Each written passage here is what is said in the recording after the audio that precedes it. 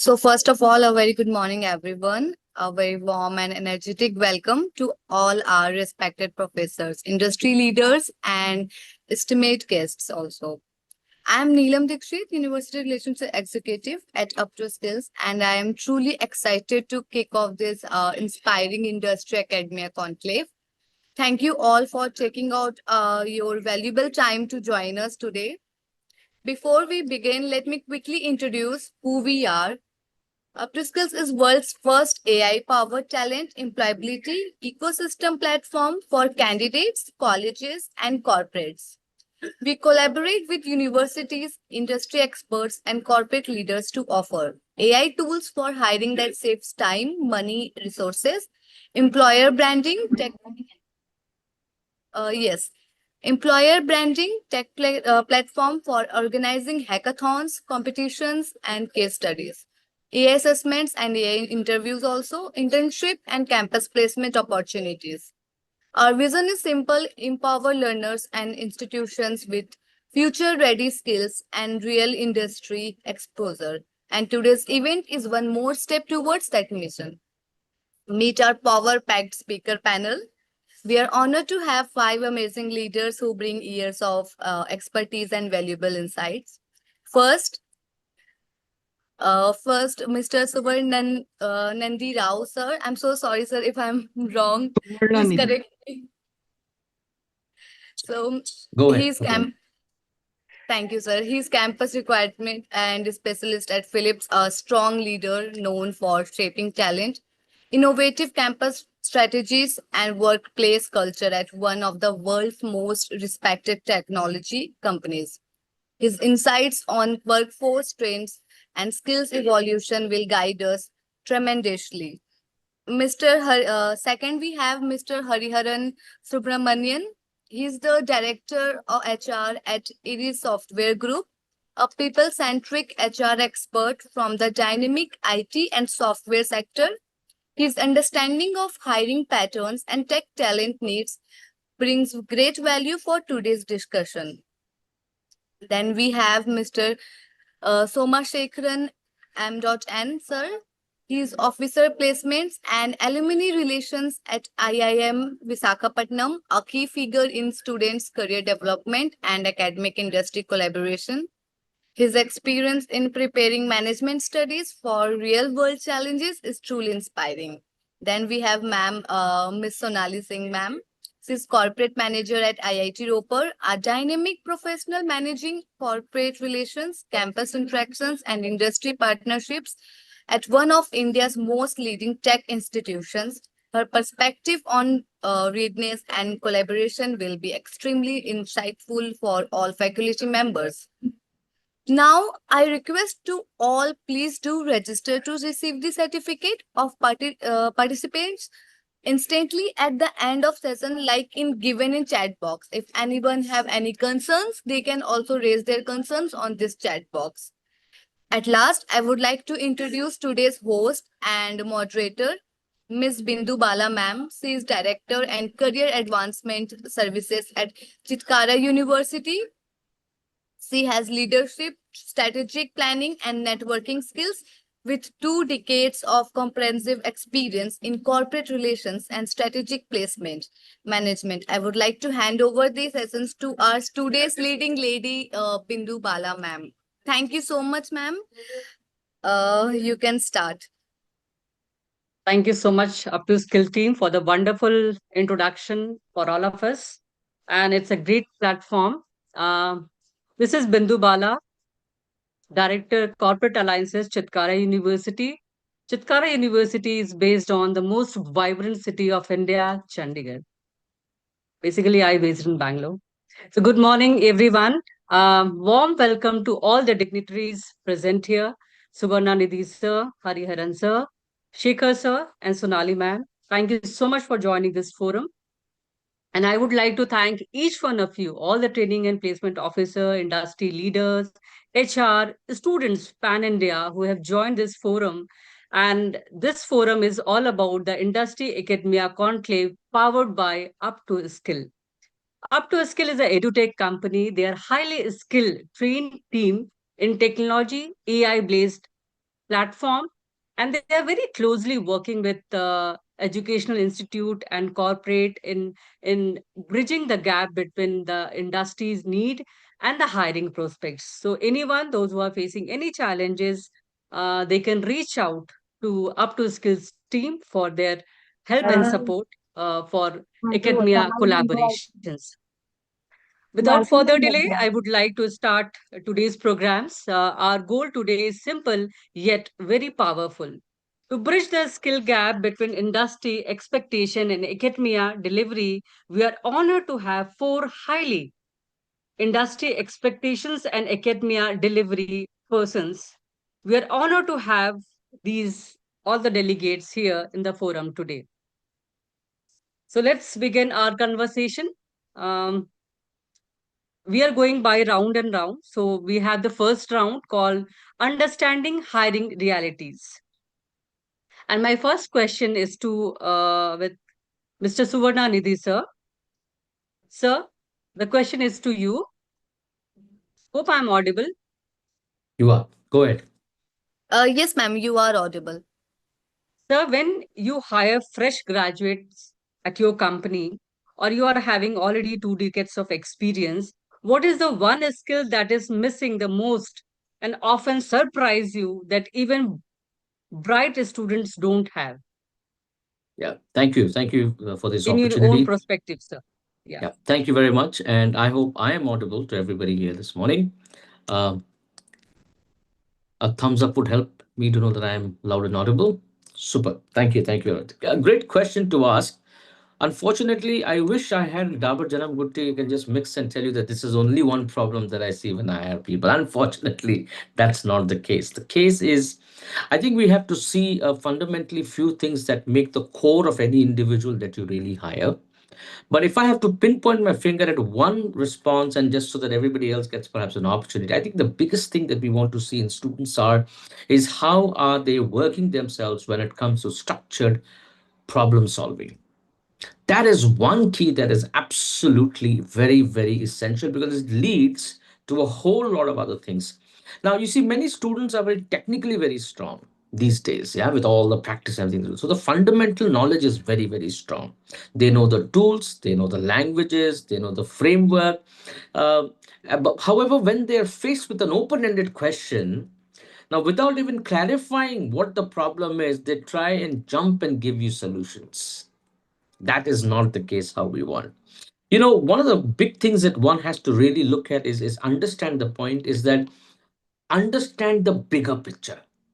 When somebody is asking you a question, why am I responding that? How am I supposed to respond to that question? And what am I saying about that question? I can't be asking you about apples and you talk to me about oranges. So my response to that is pretty clear. Structured thinking leads to structured outcomes, not impressive and big jargons that will not take you anywhere. Just like you say, a good CV will give you a seat at the interview, but will not give you the job. And thus, when you are sitting inside, you got to understand just knowing those technical skills here and there will not help. So the question is, how do I create that? Let me also give you a little bit on that, and I'll stop with that. I think the best thing that you can do as a student is stay curious. Stay curious, stay hands on, stay aligned with what's happening. Go, if you want to go to a particular organization, understand what is the organization doing, how are they faring, what are the practices, who are the people working there. When you do that, you'll see not only when you respond to anything about that interview or that question, your thoughts are very aligned. You already have got whatever subject that you have studied, you've got the functional knowledge, but you also come as somebody who's a very hand-on and very relevant individual who knows what's happening around him. And that way you will never be irrelevant no matter what the times are, and no matter how fast technology changes, you will always keep yourself abreast of times, and you will do what is best, and you will present yourself as the best candidate for the job. That's my response to your question. Thank you so much. Very well said, sir, that be aligned what is happening around rather than seeing what you have done in past and what is there in the future. it is always, I think, good to be in present what is happening around. See there, when you're joining an organization, see what is happening in and around, learn from your Yes. mistakes what you have done, and learn from the others what they are doing. I think this is the best way they can be present in the market in current scenario. Very well said, sir. And my next question is to Hariharan, sir. Sir, in the last few years of hiring, you have 2 decades of experience, but the recent development is too much from AI to agentic AI. The lot of development and technologies are changing. What shift have you observed in freshers' preparedness in more specific way? Um, are they improving, declining, or staying in the same? Very interesting and a very different question. Very good morning to all of you. First of all, I was quite surprised when I got this invite from Shivam and Up to Skills. I thought, okay, it's a webinar where I can be part of and share my experience. But with the kind of repost that I've seen for your post in LinkedIn, I was little shocked to see 260 repost comments, and so that shows your strength in networking. So very glad to be part of this forum. And to answer your question, I would say it's some areas it is declining, some areas it has increased. For example, from the technical front and from their knowledge front, it is increasing, and their expectations have increased a lot. They come with what they want, very clear. And earlier, freshers used to be like, okay, whatever opportunity that is coming, let me grab it. But now, no, can I work on this? Can I work on that particular area? So their expectations have increased that way. And then their knowledge on the tools, like what Sir was talking about, that has also developed. What I would see as a declining is their openness towards, accepting opportunities have gone down, and their patience level have gone down. Little more on their flexibility also. Because first job is always important, but it doesn't mean that that's going to make or break your career, right? It's going to be only a start, and it's going to just be a reality check between what you assumed about industry versus what it is. I think every opportunity when it is coming, I know placement officers, how hard they work to bring the college and campus together and then bring that opportunity. I think students' respect towards that have gone down. They are very demanding, is what I could see. And the other thing is somewhere the clarity they need to work on what they want exactly. Are they going for higher studies or are they going to take a job opportunity? If they are going to take a Sir, job one opportunity, second, what sir. is better? Mr. Dharmraj, Mr. Dharmraj Singh, can you mute yourself, please? I'll request everyone to mute yourself, please. Mr. Dharmraj Singh, please mute yourself. I'm so sorry to interrupt you, ma'am. I'm so sorry, sir. Can you please mute yourself? Let me check. I'm so sorry, ma'am. Just let me have a look. I'm doing that. I am doing that. Yes, yes, sir. Please. Yeah, done. Okay. Hariharan sir, please continue. Yeah, sure. Now, I was just saying that, probably every opportunity that is coming, I think their openness need to be like stronger. And one more thing that, which sir will agree, is that when we hire freshers, we are not expecting them to be a plug and play. We are going to give them training based on what we want, right? So what we need is how strong are their subjects on their curriculum, because that's what we are testing. That's what we are assessing on a 7th or an 8th semester. So, they need to be strong in their core subjects as well. If they are going to leave that, and we might think that then they have not taken this, whatever course they have taken, seriously. So, those are the things that has changed a little bit. Sometimes they are like, okay, I want this particular opportunity, which is very good. That means they're prepared, they know what they want, they have a clarity, but at the same time, is it what the industry also need? Right? If everybody is going to want to be an AI developer, everybody wants to do only machine learning. Does industry need really so many people? That's also a question. So Very well said, sir, that we are talking about AI in this generation. But yes, every a job role, does it need AI have to be very strong? AI is a need of not only the technical person, it's for every person. It's a need of an hour. And we all have to learn from ChatGPT AI enabled system. It's not only from the person, those who belong to engineering background. This is the need of an hour, and everyone should learn with the new technologies. But well said, sir. The technology doesn't only need AI, they need the depth of knowledge. The fundamental knowledge has to be very strong. And yes, the people like you in the company is always there to hand holding them once they join the corporate. Very well said, sir. Now, my question is to other side of the tables. We have Sonali and Sekhar, sir, from the institute and the university side. Two prominent universities are with us today, IIM and IIT, and every students want to learn what is the difference between the again, if I say tier 1 college, tier 2 college, premium college, and the difference between IITs and IIM. So my question is to Sonali ma'am. The question is, you interact with both the students and the recruiters. What is the biggest expectations mismatch you see between the two? Right. Thank you so much, Ms. Palo, for the question. Firstly, thank you so much Up to Skills team for arranging this roundtable for us. I think we always talk about in the country about industry and academia gap, and we need more things and platforms like this to come together and talk about things very openly where students can learn and faculties can also understand, and industry and academia can work in synergy. So thank you so much for that. And the question, coming on to that now, Ms. Pala. So the biggest expectation mismatch, I would start with saying, as Mr. Rao rightly mentioned and Mr. Hariharan also mentioned, that students are very demanding at this point. And I think one of the reasons we see in the premium institutes like IIM and IITs is the expectation that because they have entered into this college and they are associated with the brand, they'll get the job and they'll get into the market and just bang on its end. It's just gonna be great for them. But I think one of the things that students really need to learn is that degree is just an access point. It's the green card for you to enter into the industry and get a job. But after that, it's also again a different kind of learning and a continuous learning process that they have to follow. So that's one of the biggest mismatch that we are looking at right now. Second, I would definitely say that the salary expectations, again, the demanding aspect of it that students think, because I think the entire academia in the country has been correlated with the package scenario right now. So students, instead of going onto the knowledge and information aspect of it, are more focused on the package aspect. And everyone just wants to get the highest package rather than focusing on the skills that they need to learn.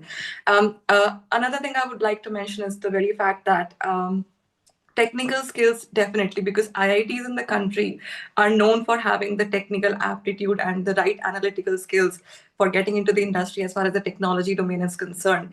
But what we are looking at right now is that industry with the technological volatility that we're looking in the market right now, and the advancement in AI, as you rightly mentioned, is happening across the world.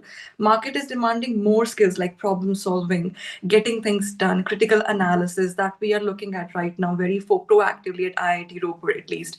And another set of skill would be the commercial acumen, because even like to make products like ChatGPT and to make products like that, what industry needs is that you understand what the market demands right now, and you do the R&D in line with that, you do your data analytics in line with that.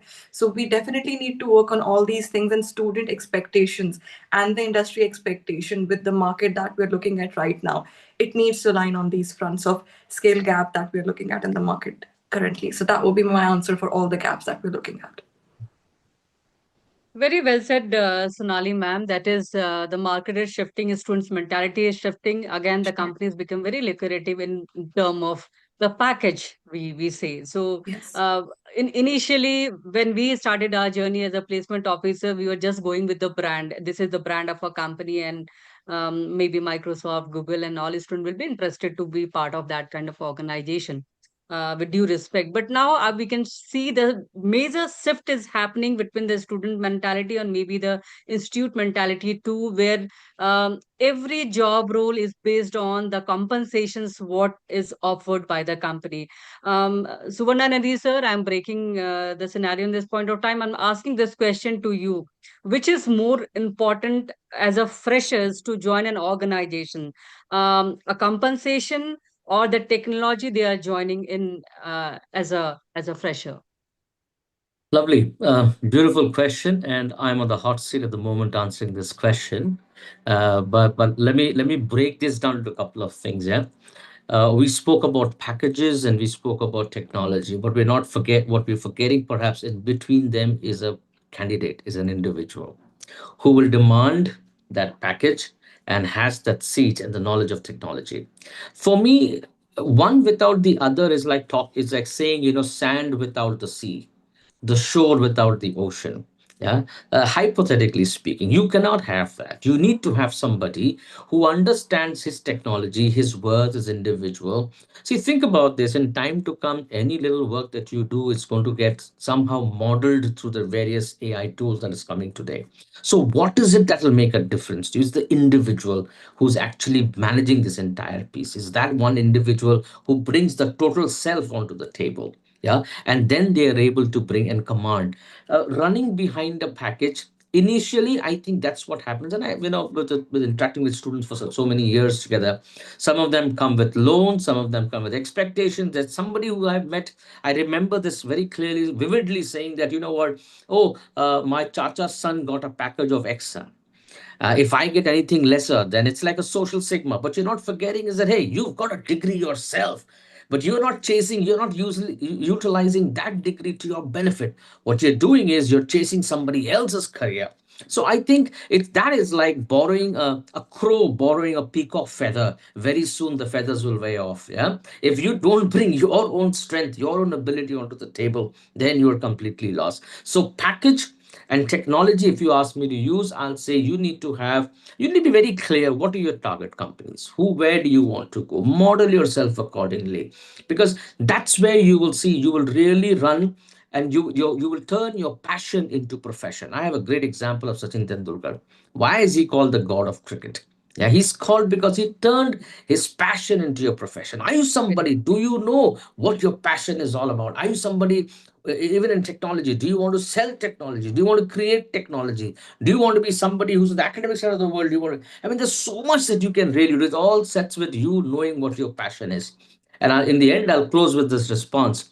It's like this: ashes to ashes and dust to dust. Ashes to ashes and dust to dust. If God doesn't get you, the devil must. कहीं ना कहीं तो नौकरी तो लगनी है आपको. But if you are an individual who knows what your worth is, money will come running to you, position will come running to you. All that is a byproduct. But the first thing is you yourself. So create yourself to be somebody who is not very easily replaceable, who's not somebody who's going to be moved aside, pushed aside. And by that I mean not just only building your technology skills. It's about the whole self, your ability to navigate through critical situations, your ability to speak through, how are you going to problem solve, how are you going to work with different people. Did you know that two things in life you cannot choose? One, your boss; two, your parents. You got to live with both of them. So prepare yourself well for both these scenarios, and you will sail through life, the journey of life, as we call. Yeah, thank you. Fantastic, sir. I can see a lot of hearts are moving on your face. By I think you have touched the student's heart, and they said that ki, yes, मुझे यही चाहिए था. The way sir Thank is you. saying is very rightly said. I can see a lot of heart is flying on your picture. I think the students can able to relate from your words. But yes, I have also seen the picture from both the side of the table, from the corporate. I meet the corporate in a daily basis and seeing the students' mentality too. For me also, I feel like initial few days, as we can see in the audience, we have a lot of students pan India. I think initial few years to be, just don't go with the packages companies are offering. I'm respecting the company, those who pay very high salary. Being a university, we also need that. But yes, first initial 2 to 3 years is just focus on your technology, your learning. And very rightly, essence sir has said, when you work on your learning part, you are not far away to get whatever compensations you are looking forward. But yes, give few years once you join for your learning, so that the company will run behind you. You don't have to run behind the company. Thank you so much, sir. And my next question is to Shekhar, sir. Sir is from prominent IIM University. I would like to ask you one question, sir. What is one thing even top tier students struggle with when they entered corporates? We talk about that IIM and IIT, and we respect that too from the bottom of my heart. They are the highly skilled candidate. But what you feel personally that one technology or one thing they need to be learned during they go with the in the initial stage of corporate. Great. Sekhar sir, over to you. Yes, yes, yeah. Thank you. Am I audible? Yes, sir. Yeah. Very good morning to all the esteemed panelists, Suvarnanidhi sir, Hariharan sir, Bindu madam, Sonali madam, industry leaders, faculty members, TPOs, and students present here. At the outset, I would like to thank Up to Skills team for inviting me as a panel speaker, along with the senior leaders and corporate sector and also from the academia. Over the past decade, the corporate ecosystem has undergone rapid transformation. The expectations from the management graduates today are higher than ever. Organizations need talent is not only academically strong, but also digitally fluent, adaptable, and capable of problem solving from day one, as Suvarna sir mentioned in the beginning. So the reality compels us to rethink how we prepare our students. So it is a privilege to speak on topic that sits at the heart of our mission as an academic institutions, bridging the campus to corporate gap, and more importantly, doing so through transformative forces like artificial intelligence and industry collaboration. At IIMs, we fortunate to have a strong partnership with leading companies. However, to coming to the question, I think as sir said, the answer is problem solving. Most of the students admitted to IIMs and Tier 1 B schools, though they have around 2 to 3 years of an average work experience. Consequently, they possess a solid understanding of the corporate expectations and effective stakeholder management in problem solving. However, still some students face challenges during this transition from academic excellence to a business environment. So in the classroom, problems tend to be a very, very well structured problem. Will be given. In the corporate settings, issues are often as uncertain, and it involves a lot of other stakeholders. So the transition from solving to score. See, in the classroom, they solve problem to score their grades, right? So when it comes to the reality, they have to solve to deliver. So from solving to score to solving to deliver is where some students initially experience friction. I hope I answered your question. Yes, sir. Yes, sir. Very well said, sir. So, thank you so much for sharing the wonderful insights. Now we are shifting to the another topic, that is rising market dynamics and skill gaps. My question is to Hariharan sir, because the question is, many students learn a trending technology or the skill, but by the time they apply, the market has moved on. How can academia design learning path that are future proof and not trend dependent? I also relate with this question, sir, because we being an corporate liaising person, working very closely with the corporate demand and sharing the demand with the academicians.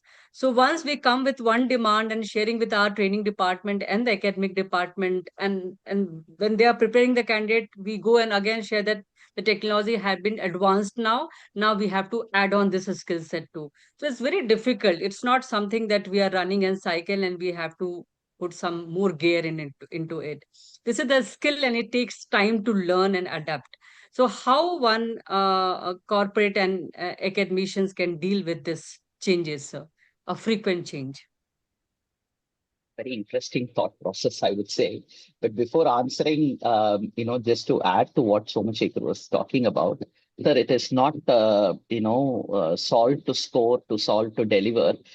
When they come to corporate, it is actually solve to survive. We don't have a choice. All of us get into that mode. And ma'am, this problem is not just with academics. This problem is there in the industry as well. And there is no one solution where, okay, let all of us be, future ready. But at the same time, good that industry is also throwing some trends where what could be the future skills for the next 3 years or 5 years. For example, if you look at it, like what sir was talking about, digital fluency, and their AI learning capability and their adaptability towards new technologies that are coming up. As I said, when you're helping them to learn some advanced skills, and then that is going to help us to train them further when we are training our own employees. So if you keep updating, I don't think there is an end. We also invest a lot of things on training, and we train our people like what companies are asking from you, the same way customers ask from us. Okay, can I have somebody with this skill? Can I have somebody with that skill? If they are ready-made available, fine. If they are not ready-made available, then we, upskill them, or sometimes we reskill them and then put them in front of the client to deliver the project. So, probably whatever is the latest thing that are going on, if you are able to train them, that is well and good. But having always up to date is not possible because the industry is rapidly changing, very agile, and the expectations from the technology side also is like very high. And it is not just technology. Even their knowledge on other subjects are also like increasing rapidly. So as institute, if you are going to focus towards making them ready-made, where they will just go to the floor, to a shop floor or a work floor, and get a laptop, start coding, delivering client expectation, no, that is not how it is going to be. Right. So they need to be like, after that, they need to get trained on certain things. In fact, we are quite happy.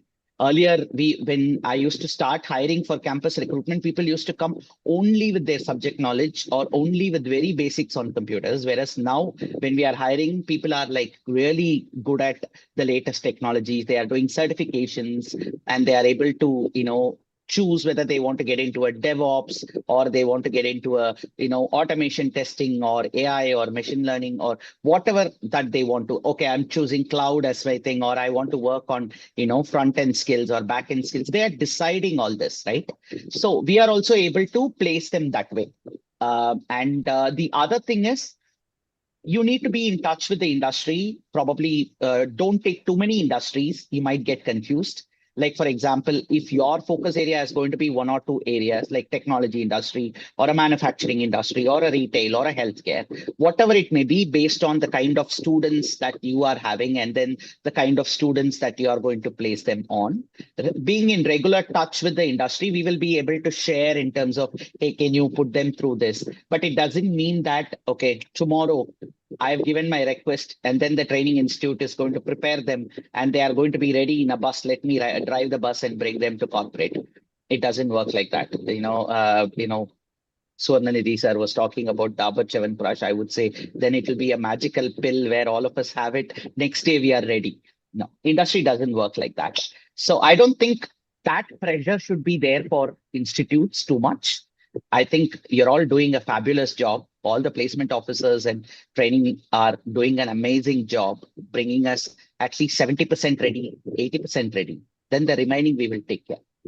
We also have a training department, ma'am. They also need to do some job. So, this upgrading keeps happening. That's the best part. That's the fun part. That's the dynamic part of this entire industry all about. And if it is not there, then there is no fun.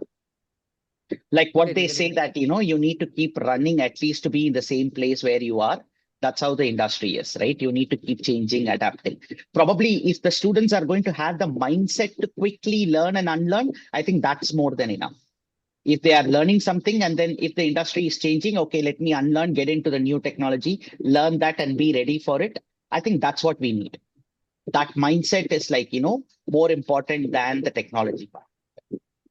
Very well said, sir. And what we can understand as an academician or the corporate leader, as you well said, that we need to be connected, the corporate leader from the university side, to be connected well with the organization, not in the time of only campus and placement. Before the campus and placement, we should reach to the company by knowing the technology, what kind of technology they need, because the technologies are changing day by day.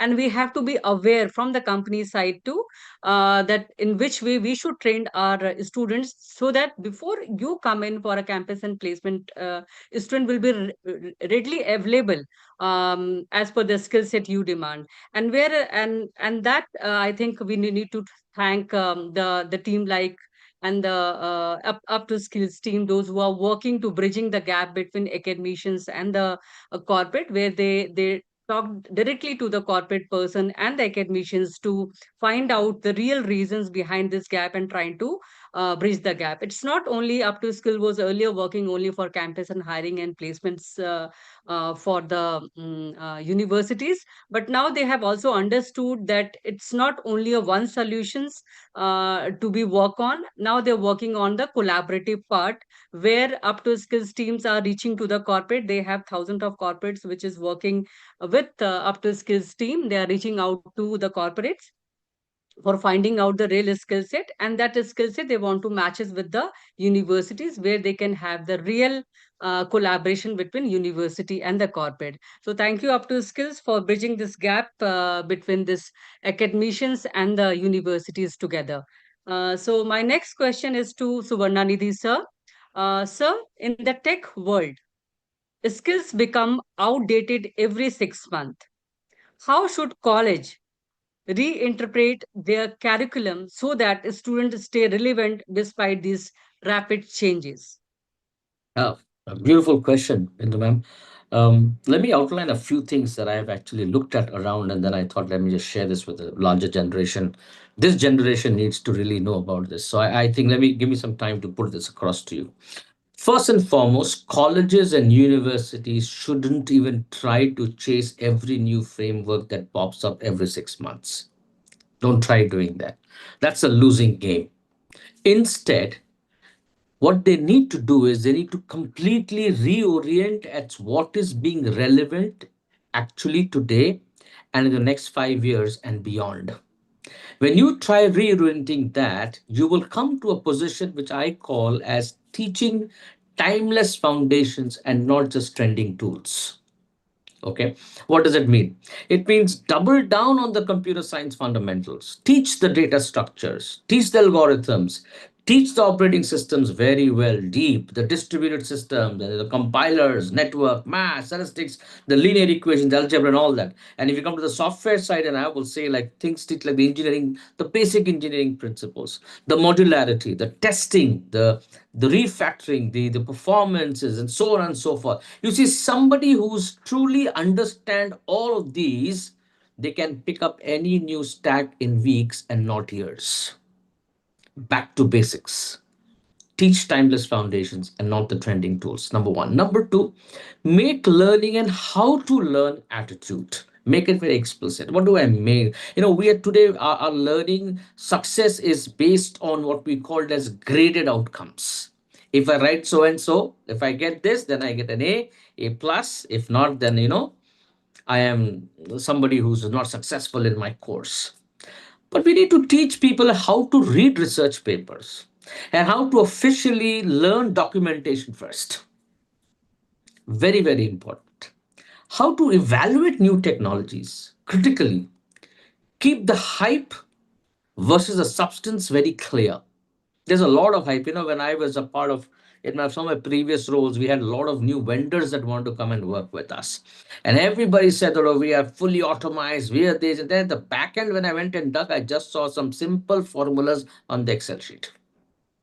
The hype versus the substance. Focus on that.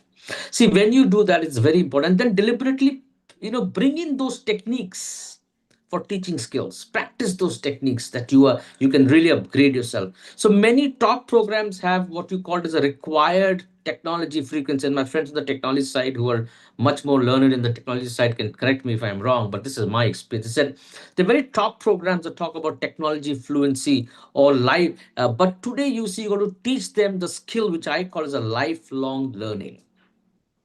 Push them towards that. Trends will change, winds will change, all that will change, but what will not change? Your ability to grasp, to learn, and then bring it forward. The third thing that I want to put across is make your projects real life based. Every semester end, you should be able to bring out codes, grades of people by not how much they have studied, but what have they studied. Today you see every student, if you see, is doing some or the other certification. I think Hari just mentioned that, people are studying beyond the textbook and coming to us. True, they are. But is it just one-liners on your CV?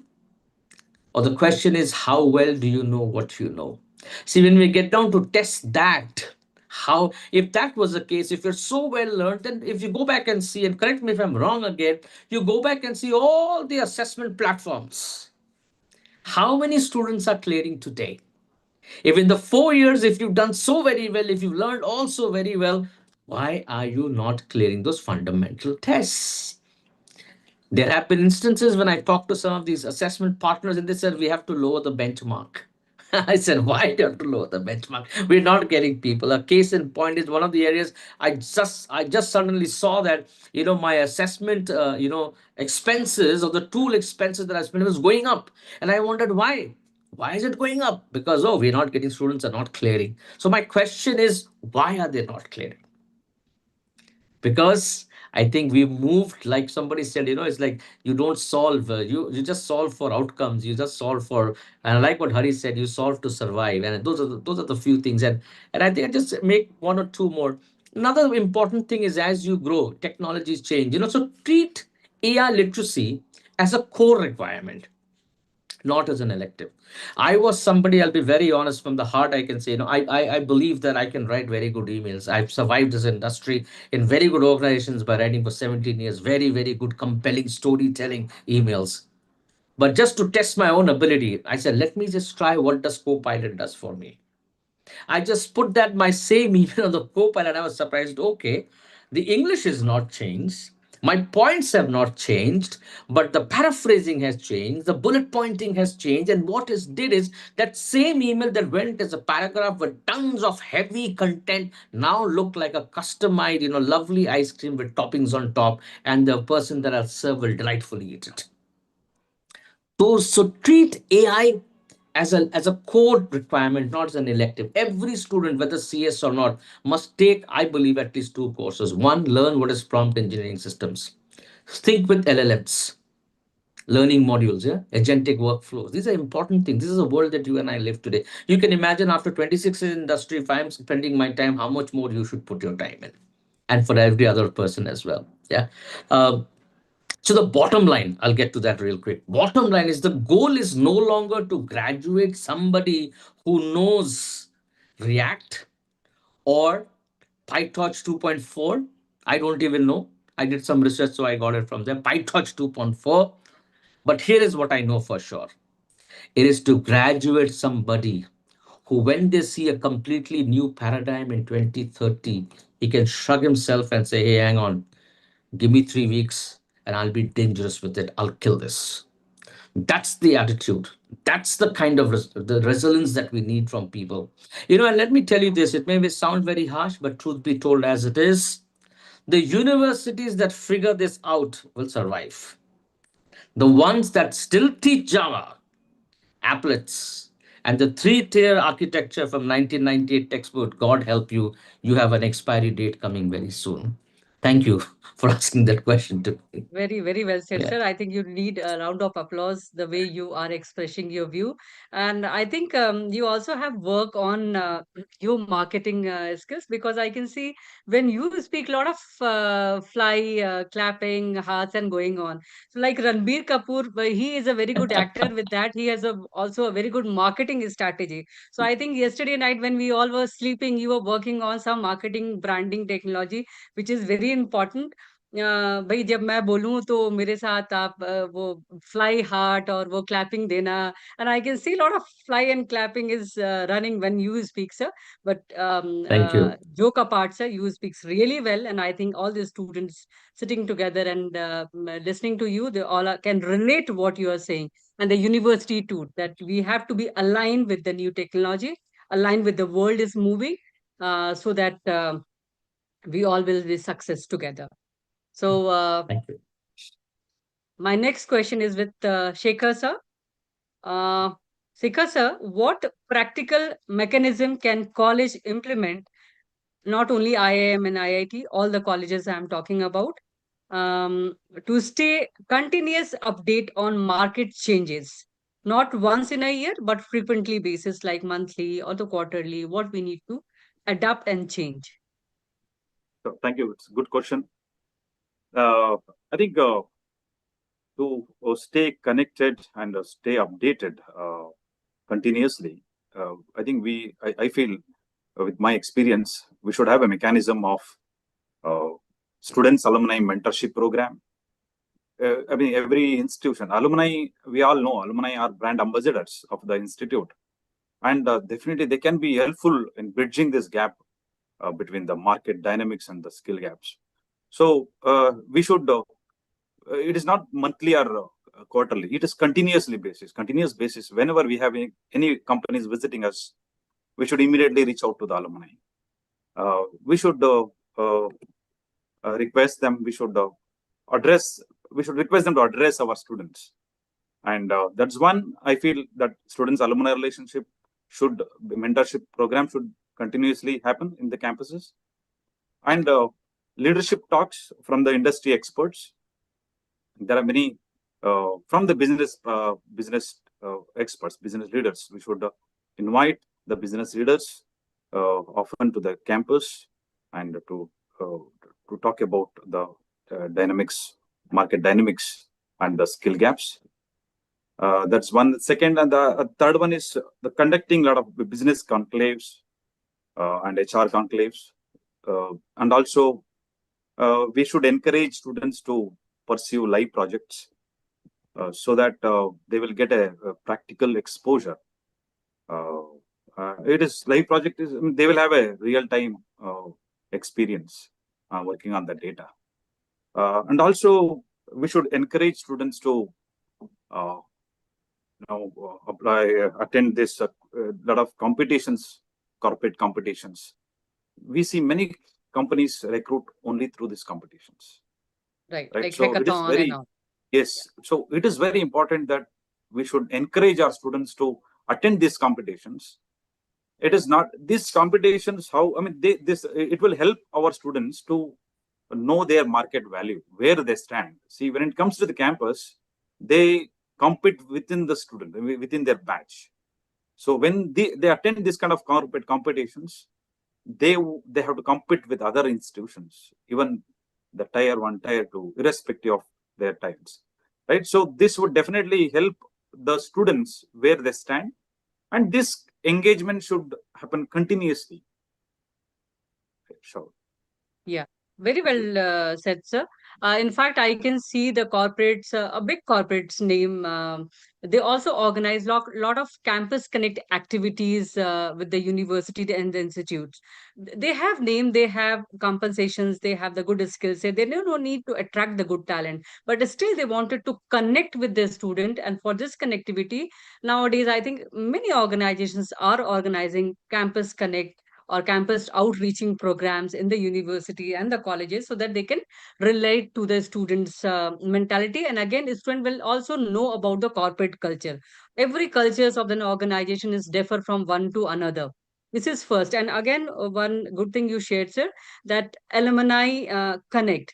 So I can see there is a one shift from the corporate side too, that whenever they are coming to the campus hiring and all, they come with their alumni so that students can relate to their seniors. Acha, my seniors is working there and he is very happily working there. So when he will work in that organization, why not I? So that give a very good boost to the students when they connect to their alumni. This is a very good things we need to do. Although the universities and corporates are doing a lot of programs, but what are the programs are really relevant and give most of the effect? I think one is to have alumni connect with the students. So Yes, they in connect fact, their seniors very well. Yeah. yeah. In fact, we have experienced this. When we have an alumni interaction, then the Yeah. response to that company really increases rapidly, because the students trust them because they're seniors, and they will be able to tell them about the work culture in the organization. So I think I strongly feel that we should make use of Encourage, the yeah, alumni yeah. Yeah. alumni In a one example, network. in a very funniest way, in a family, when we say that कि देखो उसका बेटा doctor बन गया, तुम क्यों नहीं बन सकते हो? They said कि उसका parents अलग है, मेरे parents अलग है. But when we say that your elder brother has become a doctor, why not you? Then he can't say anything because he can relate to the society, they relate to the family too. So I think the alumni connect is very important to have good way of learning to the students. So thank you so much for sharing this wonderful insight, Sekhar sir. And my next question is to Sonali ma'am. So Sonali ma'am, over to you. Do you believe Indian colleges, mostly Indian colleges, are reacting little slow to industry changes? If yes, what's the most efficient way for college to align faster with corporate demands? Right. Thank you so much for your question, Ms. Bala. So the first part of the question, that if the Indian colleges are reacting slowly to the demands of industry, definitely yes. And this has been the entire conversation throughout in the second round with everyone that I've talked. Yes, that's true that the industry is changing very fast, and that the technological volatility that we're seeing in the market today globally, the technological updates and AI advancements that are happening every few months, and with the speed that they're happening. And as you rightly mentioned as well, that it's a challenge for academia to kind of carry on to that pace and align with it. So, but I would definitely say that it is important that we do that, because in order to give the market ready graduates to the industry, it's very important that what is happening outside should start happening in the academic environment too. The second part of the question that that you said there, that what can colleges do to align with the industry standards? So at IIT Roper, we were carefully analyzing what's happening in the previous years, and with the pace that it's carrying, what's going to happen in the next 5 years as well. So we have started working on this industry alignment strategy, where we're trying to understand the culture that industry is carrying to bring that culture inside the campus with having more industry presence inside the campus. Now, how do we do that? So first is micro course strategy in terms of co-creation of courses, co-creation of curriculums, co-creation of projects, as rightly mentioned by a lot of colleagues who spoke before me in this round, about capstone projects, hackathons, joint programs that we can do together. And it's very important for academic environment, including the faculty, to have access to the perceptions of people like Suvarnidhi sir and Hariharan sir. Because once you understand what industry is actually thinking about and have these kind of interactions on an ongoing basis, let's say quarterly basis or monthly basis, to have that kind of inclusivity, and that's when this industry and academia gap actually bridges. Another thing that we are proactively right now carefully understanding is having more industry advisory boards for the same reason, so that faculty and students can get access to the mindset of industry, to actually bridge the gap, to actually bridge the skill gap and the alignment of the speed between industry and academia. It's very important that we start sitting together in these advisory boards to co-create all these things together. Now, just to mention lastly on that IITs, because we are the research and development ecosystem of the country, primary research and ecosystem development. So I was recently having conversation in some industry roundtables, including McKinsey, and there was this maximum conversation around R&D investments in the country not being utilized in a proper way. And the biggest factor that they have jotted down, the reason that the innovation quotient of the country is not raising right now, is because there is lack of alignment between industry and academia. Because there are points that can be leveraged on both the sides, and we have no lack of skills, we have no lack of students here.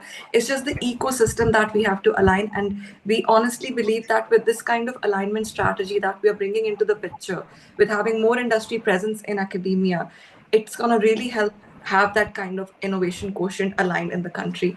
And that's going to really help the students also when they get into the industry. They have that mindset, they have that culture experience, they know what to do. And it's going to help that bridging gap a lot. So that's my answer to your question. Sonali, very well said that we all are talking about innovation and research development. But are we really doing this innovation and research practically in our university or the institute? I'm just wanted to know from the Sure. IIT prospects. Or So why this industry alignment strategy is so important. And I think Suvarnidhi sir also mentioned that there is a one-liner certification course that the students mention on their CVs, but how much do they actually know about it? And when we come to the research question that you're precisely questioning there, yes, IITs do a lot of research, but there's lack of alignment of what market demands and what hypothesis we are working on right now. So that's the gap that we're looking at, because we need to start working on more industry sponsored projects. We need to start working on more industry problem statements the way Europe is doing, the way US has done, and that's how Silicon Valley came into the picture. Right now, we are also looking at a trend where India is focusing on this extreme startup culture. People are crazy about entrepreneurship. Gen Z is all about having an impact, making an impact. But how do we actually build that ecosystem unless we have this alignment between what they are taught in the academic environment and what industry pace is taking right now? What we are looking at blockchain technology, we're looking at core engineering lab projects right now. So India is facing one of the major issues, I would say, in terms of HR and R&D right now, is the fact that everyone wants to be in the course of an AI or CSC or big or data science and management, because you get a better package. But what about mechanical engineering? What about in-house manufacturing? What about the mission of Atmanirbhar Bharat that we are looking at? How do we achieve that if there is lack of research and development in core engineering branches? Now we need industry also to align with us on this effort, because I think it's also coming from the industry that the demand that we're looking in the market right now. So we need to bridge those gaps and sit more together to understand how do we actually nudge this entire mindset of Gen Z and Gen Alpha that's coming into the picture to actually align our efforts on building, India in the future. Very well said. I think we need to work together. In fact, Sonali ma'am, I just want to say that my university in Chandigarh, but I stay in Bangalore so that I can be well connected to the corporate. I'm just a call away when any corporates need any help or maybe interactions with the university like us. So I think we have the audience pan India. We have the university institute from north, east, west, and south, from tier 2 cities, tier 3 cities. So I think my humble request to all of the institute and universities sitting in tier 2 and 380, well aligned with the corporate demand, the market need in this point of time, innovation and research. In a personal note, recently I visited Dubai, and I had been to the American University of Dubai, to the Innovation and Research Center. I was well surprised knowing that I feel like the technology and the tech wise, the knowledge of Indian students' technology is really very strong. But I was surprised to know that how they are working together with the industry, very closely working with the industry on innovation and research. And by seeing that, we feel like that we need to be more ahead, and we should learn from other universities across the world, that how they are developing their market. That it's a learning for us too, being a corporate leader. So I think it's not only students. We need the help of from the corporate side. We have Rao sir, we have Hariharan sir, and I think a lot of corporates are in the audience too. We need your help to learn more, again closely, so that we can have the roundtable discussion how we can develop one university can develop, institute can develop the research and innovations for the core engineering. More than we talk about AI and genetic AI, I think we need to develop more on the core side too. So on this way, we have finished the round two.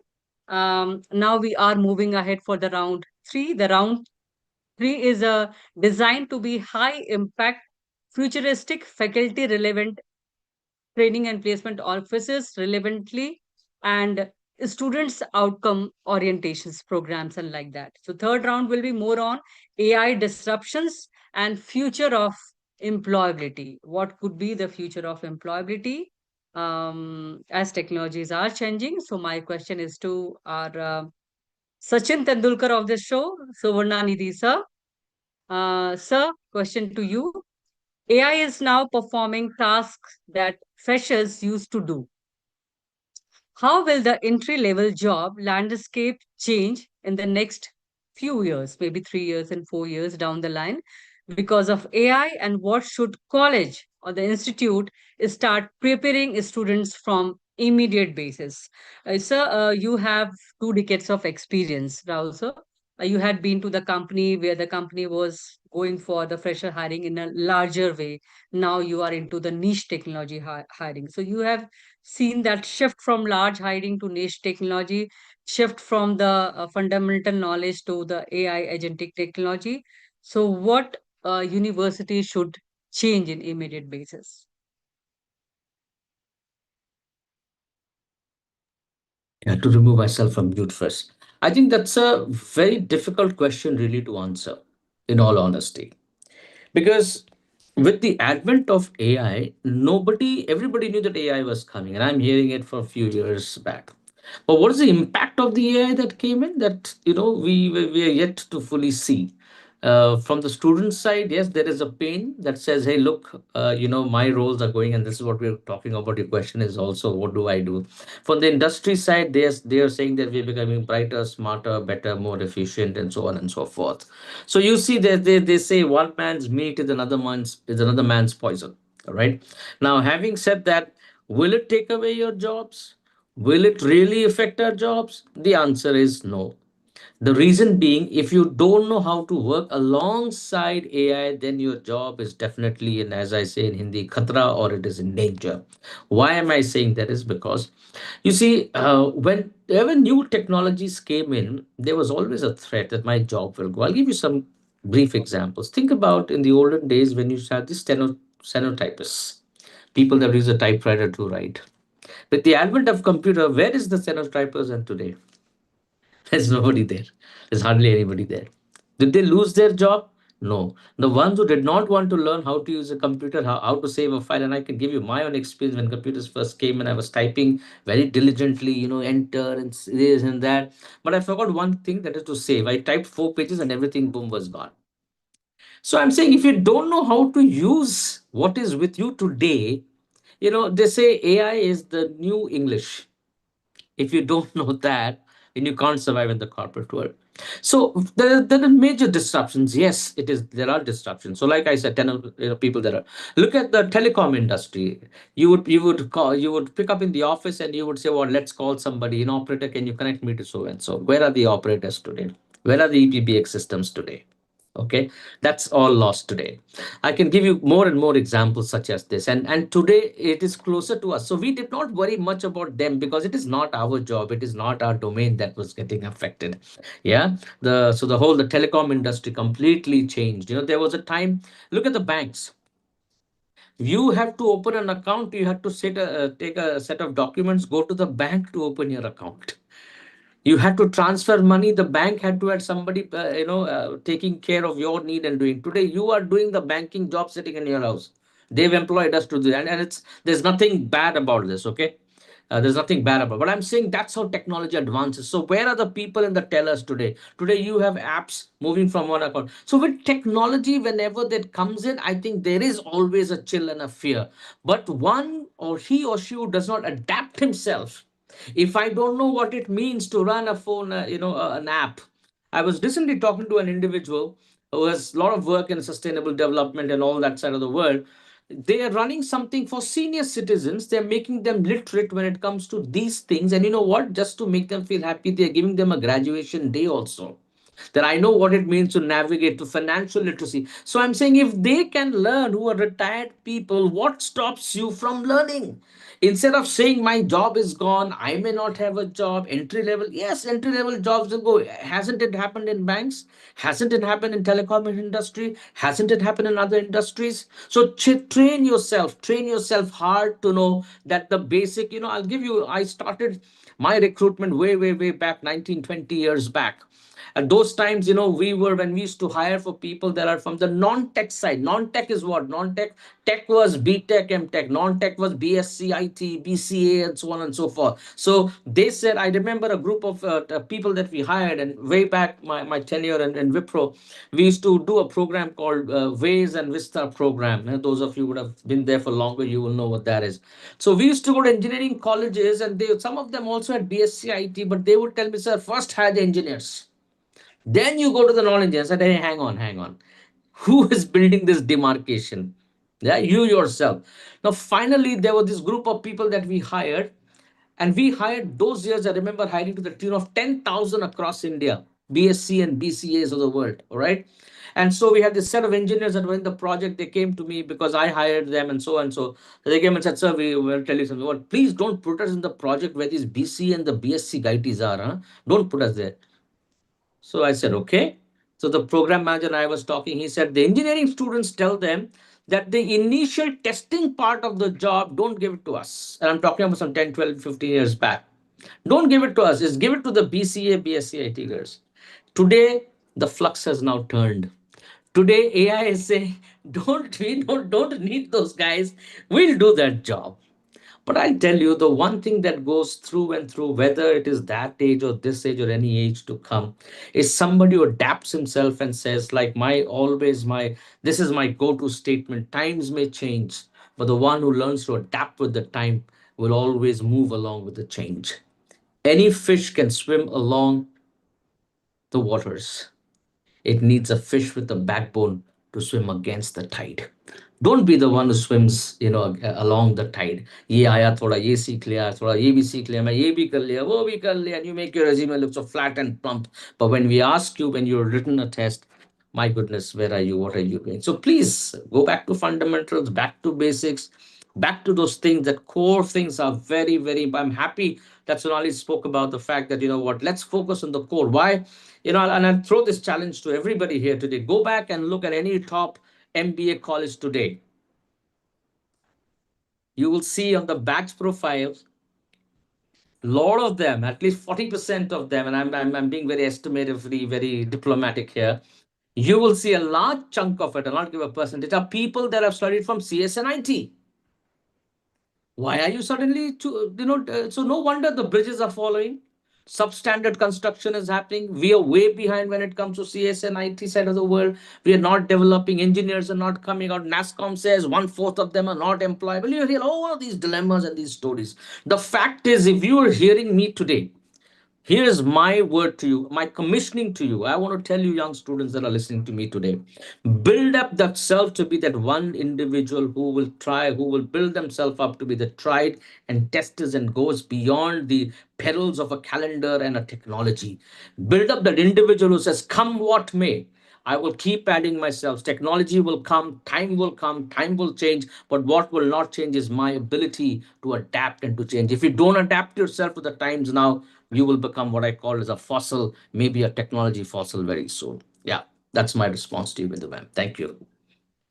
Thank you so much for wonderful feedback about AI, how is taking the market ahead, and how students need to be trained in the current scenario. Again, it's a dil ki baat, my question from my heart to Sonali and Shekhar. I think we all are from the one side of the table, and we face a category of students, the cohorts from the university side. When the corporates come, or they said, or maybe we said to the student that you have to be industry ready, you have to be ready with this technology, that technology.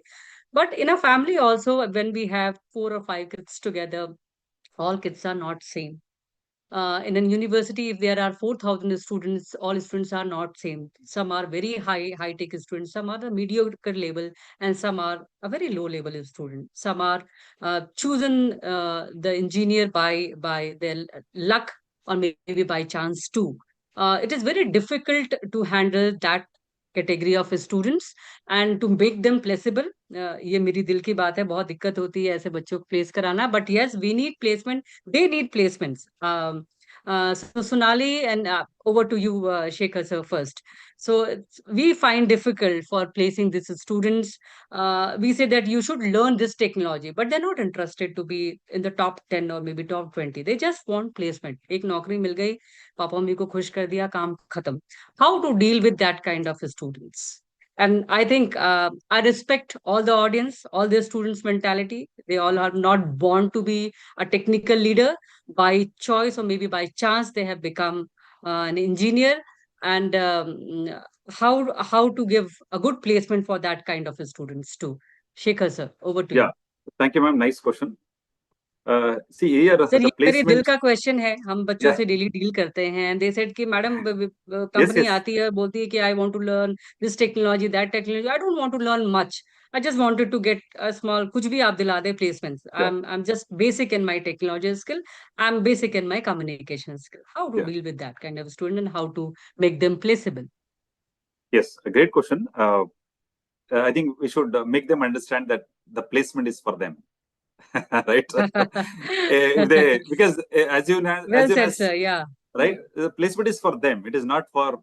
We facilitate the placements. We connect with the corporate leaders, and we facilitate. We bring those companies, and it is end of the day. It is the student is the owner of getting that job. We can only take them to the pond, but they should drink, right? Right. So we make it very clear. And in fact, in IIMs, it's mostly students-driven placements, right? So from day one, they know what is expected by these companies from day one, and also Right. accordingly we train them as per the industry requirement, and we sensitize them from day one. And also it's, and mostly most of our activities are students driven. So we should trust the students, and also students' energy is very high, if you ask me. So we have to guide them.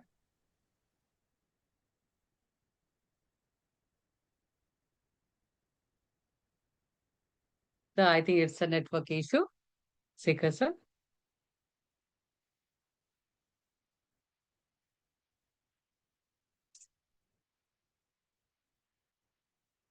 Sekhar sir, are you able to hear me? I think it's a network issue. If you don't make it, if you don't convert the opportunities into the offer, then it is you are the loser, right? So Very well said, in sir. terms, Very well said, sir. yes, Yeah. And the one thing I like very much, sir, that you said rightly that we are working for them because they are already in higher technology side. We don't have to work for them because they can able to place themselves very well. So whatever skill set we are, whatever the academic progress we are bringing, that is mostly for that kind of a student, so that they can upskill their knowledge. Sonali, the same question is to you as well. So thank you, Ms. Pala, for asking this question, because I think this is one of the common problems that everyone's facing, and rightly said it initially in the session, because of the increasing demands of the Gen Z mindset that we're looking at, that they want the best for themselves without putting the effort that's required. Right. So how we are navigating this issue is that we are trying to tap into people's potential individually.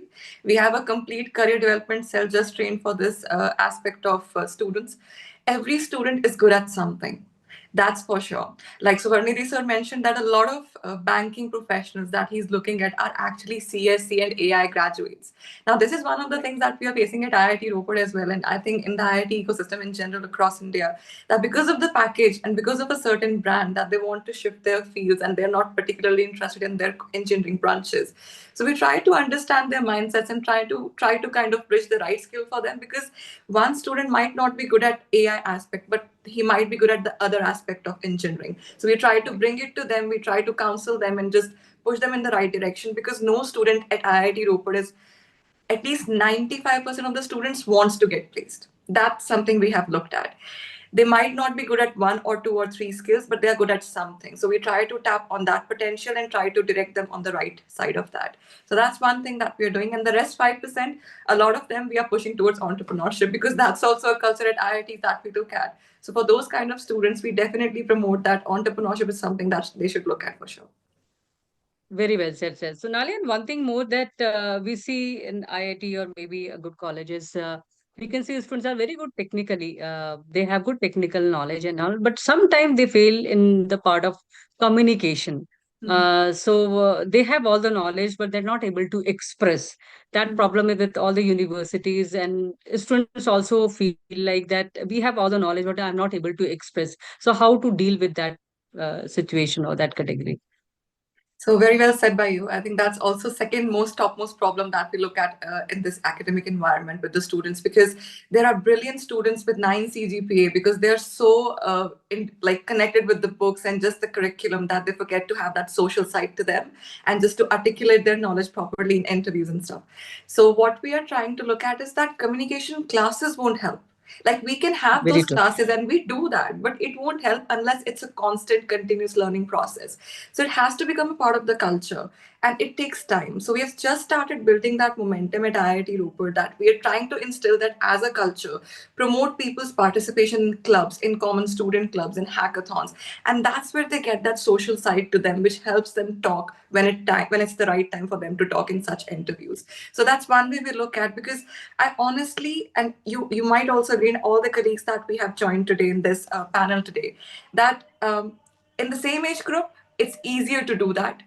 When it's a professional setting, people don't get very comfortable in that. So we are trying to inculcate that in the 4 years of their curriculum or 2 years for the master students, that you do that more often. And then when it's time for you to be in the professional world, it just becomes normal for them. But it's a long time process for sure. Yes, it's a long time process, and I think all the university and institute start this one not as a curriculum in the course, that has to be from the day one, because the Yeah, communication and it's take time to learn and adapt, sure. and they don't have to learn anything fancy. Whatever they have learned, they just need to articulate the things in a proper way in front of the corporate. That's the major thing they have to learn. What, in my experience, I can share that. So thank you so much, Sonali, for the wonderful way of expressing your words. So my next question is to Hariharan sir. Sir, do you feel AI is replacing job?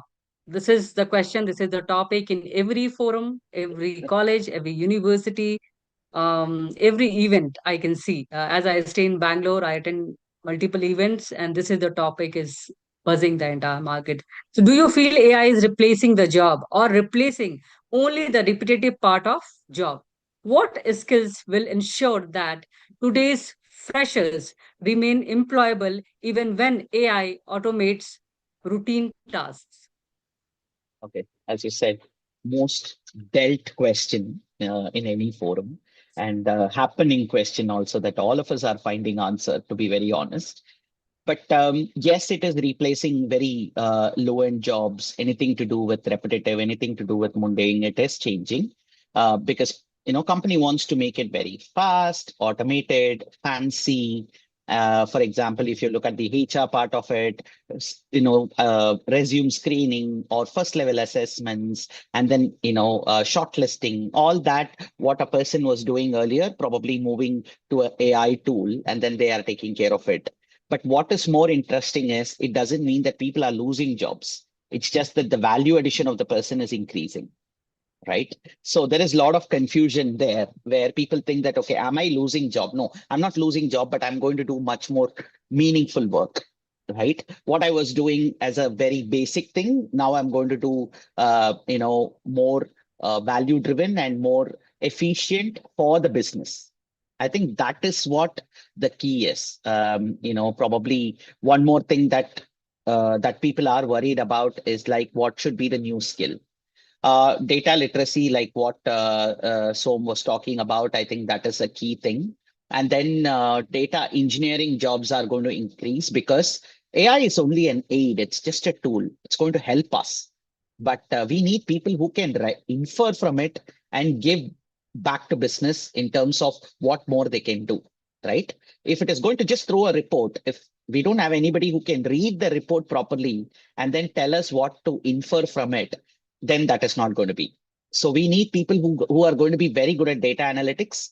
We need people who are going to be able to move towards a problem solving or a critical thinking method so that they will be able to create value there. And a very, very important thing, like what Sonali ma'am was talking about, the human intelligence expectations are going to be higher. People have to be like, not just artificial intelligence part of it, but that is going to move them towards focusing more towards human intelligence, where people who are going to be more adaptable, people who are going to be like, are able to think strategically, and then who are able to be, better judge from a human perspective, and then things that are more important for that particular point of time, and how they are going to, how they are going to creatively use these tools for their betterment, like what Swarnanidhi sir was talking about, a co-pilot or a tool that is, modifying our emails. But what to ask is with us. So prompt engineering jobs are going to be like high in demand, very high in demand. And, data analytics is going to be high in demand.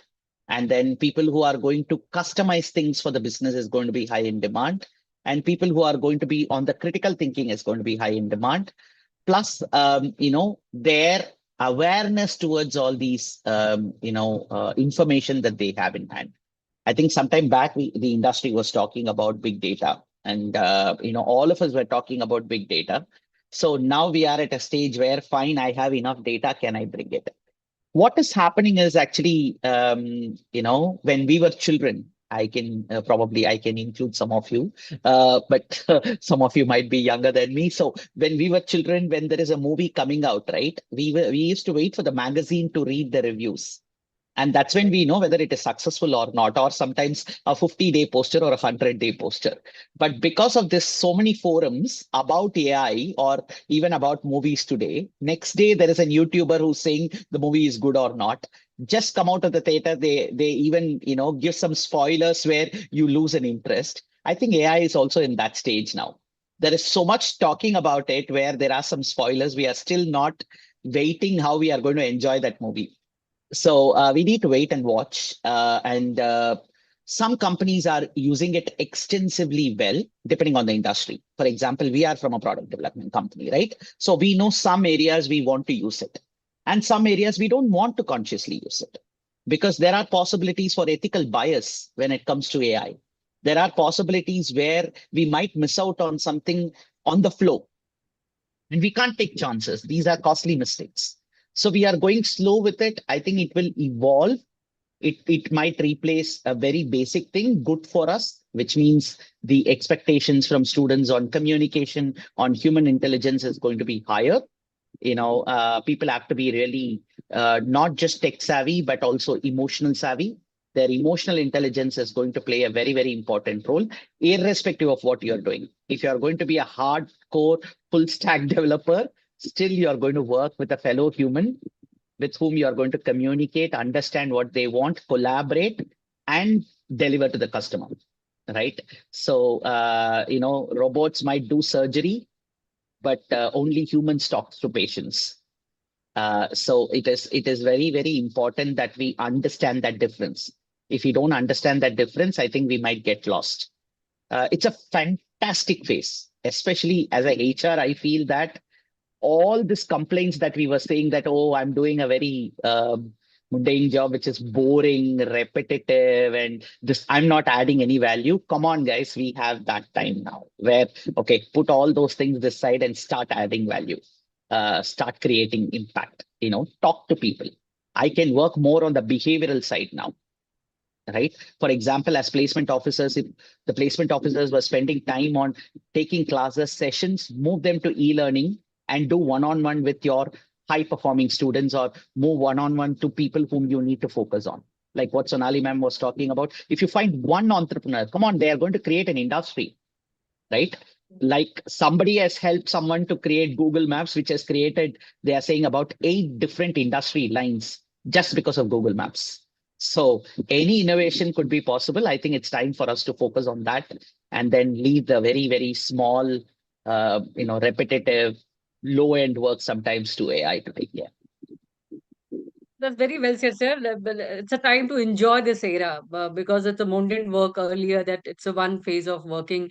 Now we have multiple new things to do, creative things to do. We have to enjoy this era together, being a senior person or maybe a freshers, that how we can enhance our work by using this kind of platform in the era of AI, rather than being scary that AI will take our job. It is going to improve our work style rather than taking our job. So we should learn from the this is the ongoing market, and AI is again the helping hand for all of us together. It may be a corporate or the industry or the individual person. I personally feel like it's a lot of changes in my work. My work has become little faster the way we are doing it. In one emotional mail, we took very longer time to write it down, 1 hour, 2 hours. Now it's an emotional quotient and it's adding into the mail, and you can do whatever the write up in a just fraction of second. So we should enjoy this era together, being in university or the academicians or the corporate leader and the students too, rather than just copying and pasting the thing. You should learn the things and put it in your word. That's more Yeah. important. Yeah, it's like, whatever 2 hours that was taking for me to prepare a presentation, ma'am, today I prepare it in 10 minutes, but I focus more on what to present. Yes, yeah. What to present, I don't because focus on what is the bulletin design, what is the color, what is the background, whatever time that I was spending on, that takes in 10 minutes. Instead, I focus more on what to present, what should I add. I work on my notes, and people have to know that, okay, how I represent, probably, picking up something from Suvarnaditi said, how I can be strong in marketing now, go back, sell myself better, because each one of us have to keep selling ourselves. Otherwise, we will be very like, true. touching our expiry in the market. So it's a very, very strong expectation. And very well said that maybe we are using the lot of technology and AI platform for our presentations or my email, but human touch has to be there. I can see the student side that they just copy and paste whenever they write any email and all by just editing their own script. So your own script, being an Bindu or maybe SN Rao sir or maybe Sonali, your own script has to be there when you're writing something or maybe when you're presenting something. That should not be a common email or that should not be a common presentation. That presentation should look like that you have presented or you have your mind is there behind the presentation. That is more important. And that we share the emotional quotient of what we all are learning in this point of time. So we have talked about the AI and how AI is revolving around the world. Now it's a major part of today's discussion, that is industry academia collaboration. It's a need of an hour for all the placement officer, university, institute, not only give a call to the corporate person like SN Rao sir or Hariharan sir during the placement in campus, that when you are coming for hiring, I think they also see this kind of call or they cut down the call. Array, this college is like that only. So we have to give more focus beyond the campus placement season approaches, that is the skill-based learning for the students. And where again the company and edutech company like Up to Skills are coming and bridging the gap between industry and academia. So our next question and next round will be on the based of this industry academia collaborations. And my first question is to Suvarnanidhi, sir. Sir, over to you. The question is, if you could suggest one high impact collaboration uh, model between industry and the college, what would be? Am I allowed to give two with your permission? Yes, sir, you are. Okay, sure. Here's what I believe in, all right? For any and everything in life which matters to us, there isn't only a one size fits all approach. That will never happen. Um, if you talk about how can we build those collaborations, I think one of the things that perhaps the university can do without even spending 1 rupee is to open up the forums of what I called as reverse mentoring. You see, you have alumni that are placed far and wide across. Some of them are doing really well and great. So that's one. So you go to new people, reach out to them, talk to them, tell them come over, and I know that Somashekar sir put up a beautiful list of things that the industry can do, master classes and all that beautiful things. They're all great, fantastic. And I'm a firm believer of all of that myself. But I want to take a step level back and said, what is in our backyard and how can we use it first? Everything else is outside in the market. We will get it. So what's in the backyard is the ability to reverse mentor. Now you have some of these students that are placed outside. Bring them back. So your problem of what is the recent technology will get solved. when you will have them come and talk about what's been a struggle, what's the project you're working on, how are you doing. Now there is a confidentiality clause there. Obviously, that you should always respect that and say, don't tell us everything. But the trajectory, where is industry going? What are they doing? What are the challenges that you're facing? You cannot have any better training sessions than that. So reverse mentoring is one piece that and by the way, age does not play a part. I'm willing to learn even from a young child that's on the roadside. Yesterday, we went out for a meal with some of my friends, and I saw a real young chap, real little fellow, maybe about 5, 6 years old. We had a stomach full meal, and that fellow was leaning on self of the scooter. And to me, I was intrigued. So I stopped by and I said, "Look, what is he doing?" You know what he was doing? He was lying on top of the scooter, and he was pretending as if he's flying on that scooter. And immediately it hit my heart and say, situations don't matter. How you and I use the situations really make the outcome of who I am as an individual. A little boy. But what I'm trying to say is, you have so many students, bring them back, converse with them. They may be younger, they may be older, doesn't matter. So, first, I will not go over this again. Reverse mentoring. The second thing I think is very, very important is what you can really do is how you can build this, is, bring strong communities. I'm very happy today you spoke about communication. I'm a firm believer in communication because communication is the bridge that builds, a lot of things that otherwise will not happen. In my life, I have seen very, very, very technically sound people, but for lifelong, they've been on the back front, never able to face a customer, never able to talk about what they do, because somehow the larger teams feels that if he's cross-questioned, and I'll give you a live example. One day before the project started off, I was listening, I was a part of the team. Here's what they asked the guy on the other side, the potential client. He said, the question is, so tell me, how was your weekend? And the poor guy never trained himself how to respond to that. you know it's such a sorry state of affairs. You've got the brains, but you're not able to bring it to the table. That's one. The other piece is, just imagine this. You're talking about your own appraisals. The whole corporate industry works on your own appraisals. When you're not able to come and publish what you have done, you're not able to come and talk about your own self, what you've done, who else will do that for you?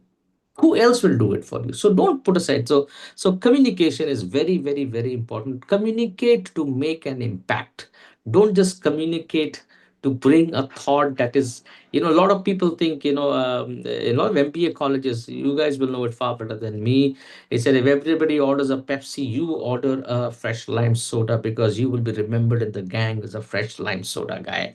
I don't just do things for the sake of these, speak and communicate to make a real difference, to create an impact.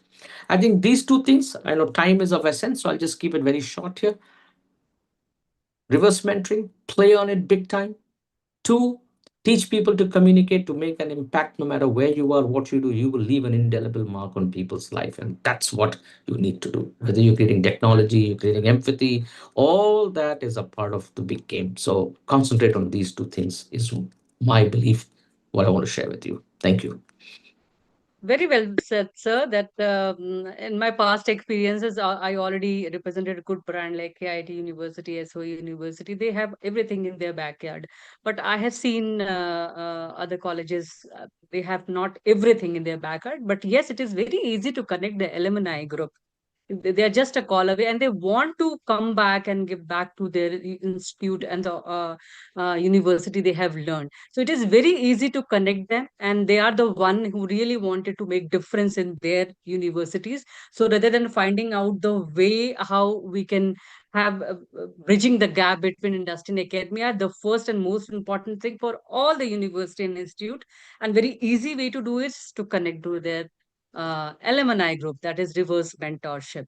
Very well said, sir. I think it's a very learning part for all the institute present here.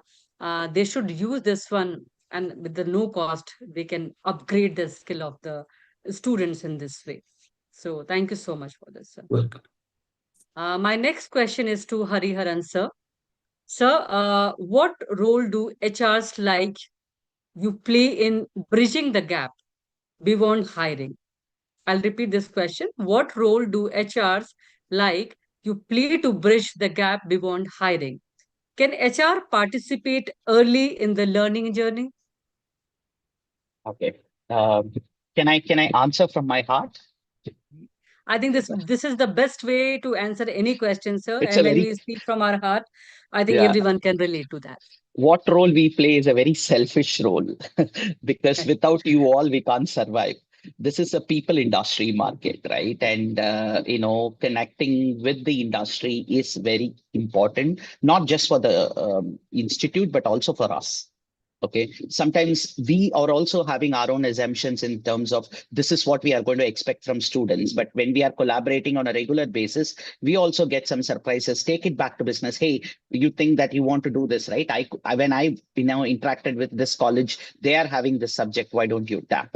Right. For example, when I work for a fintech based company now, when we are working towards hiring some financial experts, chartered accountants, and all that, you don't have to go for premier institutes and then work with them. That is one way of it. Whereas the other way, where there are some BCom graduates also who are doing that, and can I start working with them, develop that, and then give them strength? Okay, can I help you to become chartered accountants? So there are different ways, and only when we start collaborating, we will be able to.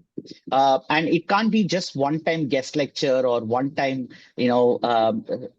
chief guest for an event. That is all very important. That could be a touch point, but it could be even from curriculum based. So the institutes and the industry, we need to decide who's our target audience, what kind of college I'm going to work with, rather than having too many.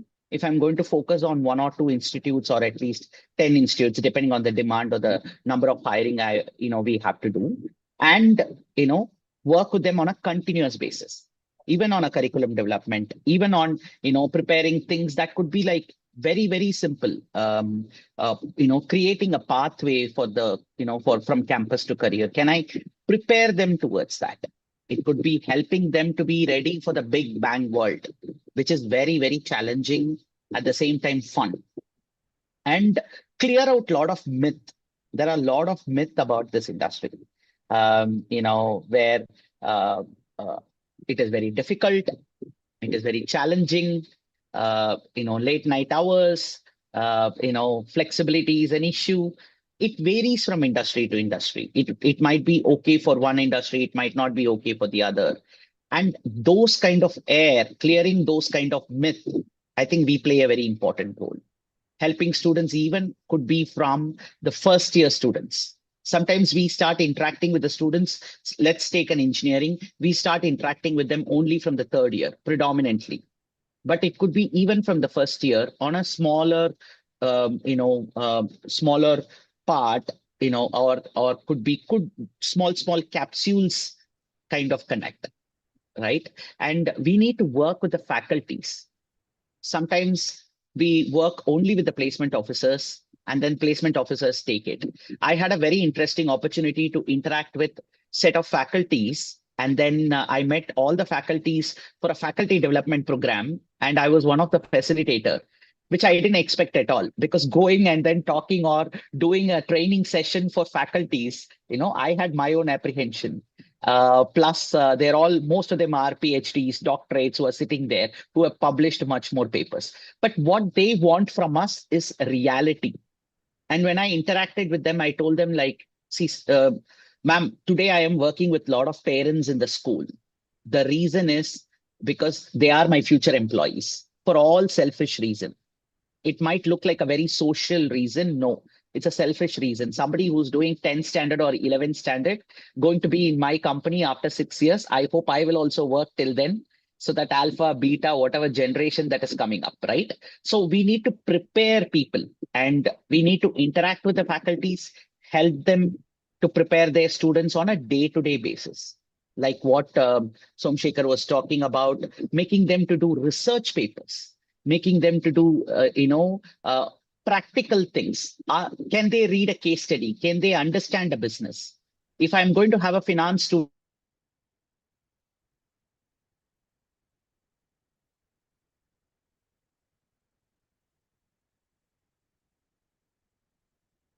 an MBA finance who's going to apply for my college company, how it is, not from a theory perspective, share a balance sheet information. Those kind of things, like with confidentiality, with information security guidelines, what best we can do, I think it has to be an ongoing process. Also, I feel that students, we need to help them to slowly understand that you don't have to be part of a brand to grow. Okay, you can be a brand. So, how they are going to be ready for even small startups, what startups are doing. There are a lot of, innovative centers that are there. There are a lot of research centers that are there. Are they ready to put in at least first 2 years, experiment, learn, and then come back to bigger setups so that they will be able to make the best use of it? So these are the areas where we can come and then tell them and what we are doing. Plus, bringing students for industry visit is a very, very important thing, and we are ready to do it. Especially with manufacturing companies, I think they will be able to learn a lot because they see something concrete. When they come to a technology company like us, they see just computers everywhere, so they can't see anything concrete, right? Whereas if they go to a MRF or a Goodyear or a Saint-Gobain, then they, I still remember all those industrial visits from my college, and those are the crux. And like what Sonali ma'am was talking about, there are possibilities where they might change their gear and say, okay, let me go back to my core because my core is having more need in the industry, right? A healthcare industry, a research industry, a chemical industry. Can I go back? Silk manufacturing. Can I go back? Ocean technology. I know some of the IITs have this course. What is it all about? Can I go back and then go on the flow with the subject? So those kind of things, we play a very important role. But all said and done, it's a mutual give and take, and it's not a service. It's a very selfish role that we play. Very well said, sir. And I think I truly relate with the concern you have mentioned. We have to be selfish, and selfish is not in the way that we are selfish. We should work with the partnering college, those who are putting extra effort rather than campus and placement season only. There are multiple thousand of engineering college pan India, starting from south to north, west, and east. Which college to choose except IITs and IITs, those who have created the brand. We know that it's a brand and we can get good students over there. Out of these IIT and IITs brand, we have multiple universities and colleges. Which college to choose as a freshers hiring prospects? I think we need to work on the partnering side. For example, in one of my experiences, for example, I have a good relationship. Bindu is having a good relation with Hari Haran sir. That's why she's able to tap your company and we can have other collaborative part. But how a university like Chitkara can collaborate with your organization, and that is only possible when we come together and do some partnership activities like capsule courses and all, so that it's not about person to person relationship. That has to be an association and collaboration between the industry and the university together, so that university can have year-long association with an organization. Very well said, sir. And my next question is with Shekhar sir. Shekhar sir, what kind of challenges you feel in terms of industry academia collaborations? Do Thank you you. feel I've any been doing this. challenges? Yeah. I've been doing this industry academia collaboration, work from the last 15 years. I've been in this portfolio for the last 15 years. Yeah. How The important challenge, this industry academia collaboration is? Yes. yes. I mean, that is very important. That's why we are all discussing here. We do a lot of initiative. We have taken a lot of initiative to bridge this gap. In fact, now recently, what we have done is we call the domain experts. I mean, domain academic faculty, and the domain experts, industry experts, and we kind of a circle meet. We bring them together and discuss the challenges and to revise the curriculum. So we also have an academic advisory committee where we invite the industry expert, one or two industry experts, to look at our curriculum. That is one. But here, this is a new initiative where we go to the city where let's say Bangalore. We go to Bangalore, then we call few industry experts, around 10 to 15 industry experts, then we call our faculty members also to travel there, and we kind of a meeting, dinner meeting. So, so we should do this kind of activities often, so that so the faculty, the academia will know what's happening in the industry, and we will be able to deliver what is expected by the industry. And as I mentioned earlier, of course, the alumni student relation mentorship should go on continuously, along with Hariharan sir and Rao sir also mentioned about it. So, I mean, these are the few things we should, the industry academic collaboration should be very strong. Then only we will be able to bridge this gap. Right. And as Hariharan said rightly, that one guest lecture program is not a solution for this kind of gap. We need to have collaborations where we can add upon academic alliances program or the capsule courses or the skill-based learning for the students, so that we will be the student will be industry ready before entering into the field of corporate. Yeah. So here we have seen that we have, most of the institutions have got industry academy advisory committee.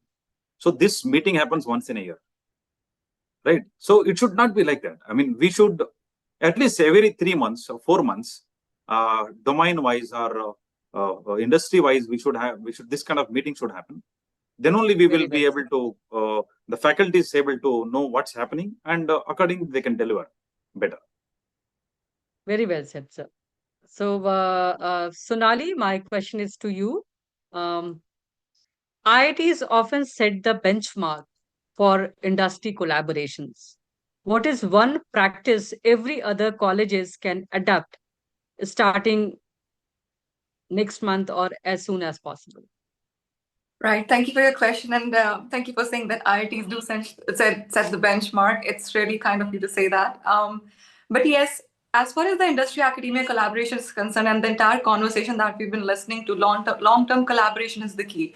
Having one guest lecture, two guest lecture, these things won't work in the longer run, because there has to be an ecosystem that's built in a constant process, and that's how the collaboration happens. So at IIT Rupert, as I've been mentioning this in this conversation since morning, that we are working on this industry alignment strategy where we're building industry advisory boards, and that's something that our colleagues have been talking about as well.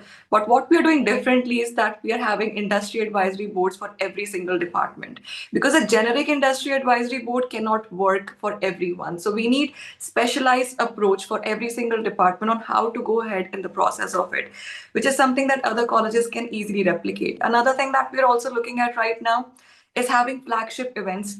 We did one event on September 30th this year itself. It was the launch of that event, Industry Link. So normally what we see in Harvards and Stanfords and Oxfords of the world, that when they invite these guest lectures, it's very strategic collaboration. And that's something that India has been missing for the major part of it, if not everyone. So we invited strategic collaborations on HR scale, R&D scale, and CSR scale for having that impact, because the entire world is moving towards this future of workforce, industry 4.0, and sustainability, climate action. These are the topics that the world's moving towards. And we try to bring that entirety of the world to the campus so that student can get exposure to that kind of environment. So what we are trying to do is that if our students and if the campus cannot go out to the industry just now, we bring the entire industry mindset to the campus in various ways. So strategic collaboration on these fronts. And also then we're also trying to have some micro concepts where we do quarterly reviews on the skill gaps that we are having, which is another thing that the colleges can start from next month. Because assessment of skill gaps is very, very important. And as there was initial conversations around when Suvarnidhi sir mentioned that it's a race that we cannot exactly catch. And I would agree that to have those skills curriculum, having that kind of approach continuously, we're not going to catch it entirely, but we'll be somewhere. It's like if you want to reach the moon, you get one of the stars. So that kind of approach we are following right now. And the low cost approach is definitely the fact that when you go for strategic collaboration, there's a byproduct that comes out of it in many ways. And it's a win-win situation for industry and academia, because when industry gets more presence in the academic environment, they also get more leverage. Like Hariharan said that it's a selfish thing that they're doing, because if they have contact with people 6 years before they're actually coming to the office, it's a kind of pipeline that they're building for themselves. And that's the kind of leverage we are giving to the industry and we are getting from them. So it's a win-win collaboration that we're looking at. So that would be my answer. Very well said, Sonali. And I think we are very good in progressing of industry academia collaborations part, where Suvarna Nadi said that how any university can do a mileage by adding alumni group to the collaborations part, and the mentoring part for the students. And we are running short of time. It's already been 12 o'clock. So we will wind up the entire process by 12:30, and last 15 minutes we'll keep it for audience questions too. So we are heading for the next round, that is preparing a student for the corporate mindset. Shivam is looking out of me and saying that, Madam, aapne kuch chhod diya piche. But yes, we have to see the time as well. And I think, Shivam, we have already covered much of the topic related to the collaborations, what industry need and what university need. And few of the things we need to cover on this topic, and that is how students need to be prepared to be market ready or the corporate ready. My question is to Suvarnanidhi, sir. Sir, what behavioral habits should colleges start training students on from day one? One thing college should start preparing the candidate from day one. One line answer, please. One line answer. Give me half a day to talk about it. I know. No, I'll put it brief as much as I possibly can. Important to decode what is behavior. So knowledge is the information that you know. Skill is how you utilize that knowledge, and behavior is what kind of a person you are while demonstrating the knowledge and the skill. Okay, so what behavior must I have when I come, or from day one the college should start putting the person? I think two, three things. First thing is come with an open mind, willingness to learn. Learn as much as you can. Two, whatever you learn, like you said, some come to engineering college by choice, some by default. Whatever it is, bring the enthusiasm into the class. And there's also the faculty. You may have been teaching the same lesson for donkey number of years. Your notes are very good, very nice. God bless you for that. But when you bring in, ask yourself this question: when I teach this, would my student want to sit down and listen, or would he want to say thank you very much? When is this period going to end? Enthusiasm is very, very important. And finally, the most important thing, there are a few more, but I'll just close with this. Finally, very, very important thing is be adaptable. I'll leave one story, one quick this thing. You take a frog and you put it in a boiling hot water, the frog will jump out. But if you take the frog, put it in cold water, and you light the fire, the frog will never jump out before even realizing that he's burnt and charred to death. That is what adaptability does to you. You will be a long-term player. You will have scars in your long journey. You will have learnings. You will have failures. You will have so many things, but you will learn how to survive for a long period of time. So three things: willingness to learn, and then you must be an enthusiastic individual. Finally, be adaptable. Thank you. Very well said, sir. Be a frog in one word. Yeah. My next question is to Hariharan, sir.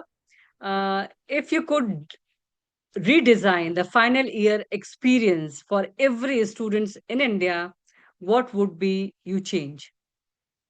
Wow, this is like one day chief minister and prime minister types, Yes. or becoming an education minister. I would say that how I can bring them to reality or help them to understand the reality.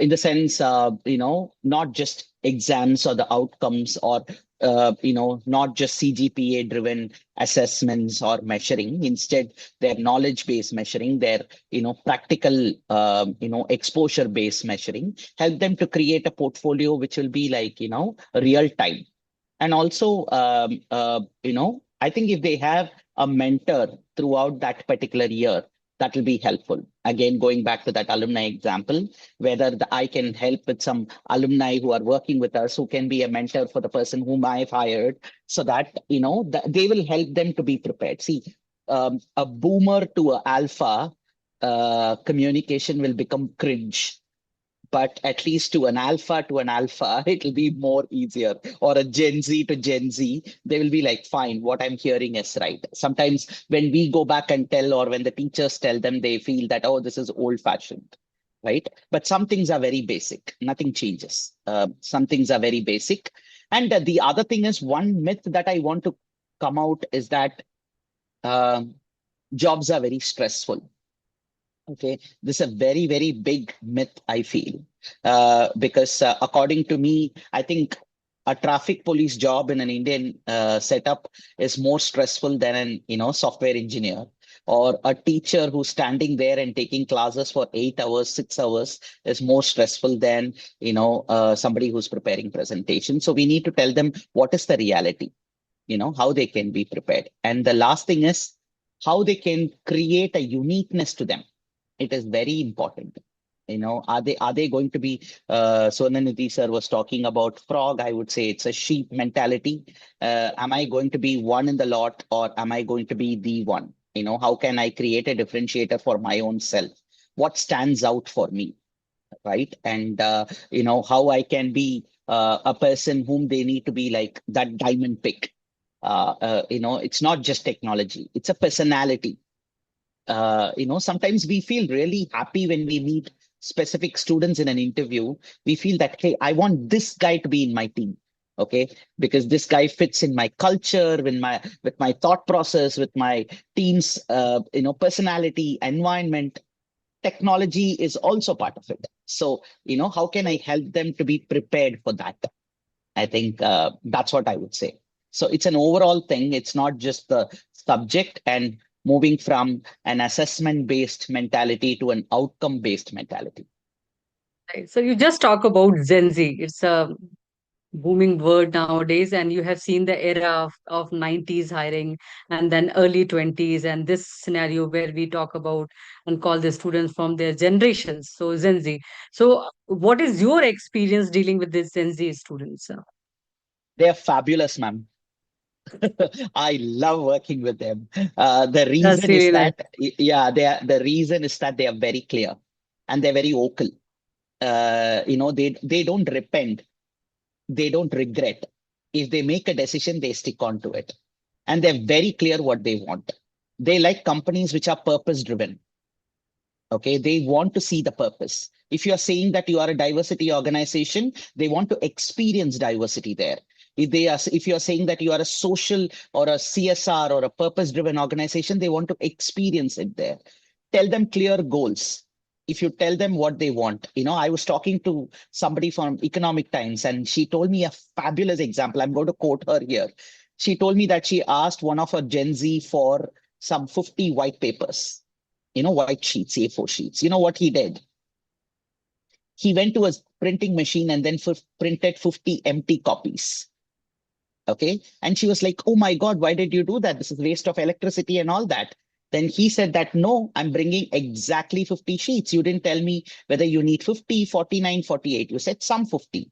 So probably I might sit and count. Some people will randomly take it, but this is precise. So tell them what do you want from them? Don't complain. They give you, And they're very expressive. they give you much more results. They are actually giving us surprises, shocks. Some of the meme creators in IT companies, convention pages that you go and see in Facebook, they are much more than my marketing team. They Very are well very said. creative, and they're the best lot. I love working with them. I feel That's very young and energized if I talk to them. I think all the students being having the energy, getting energy from you, those who are watching this forum in this point of time. So, Nali, the same question is for you from the college perspective and IIT mindset.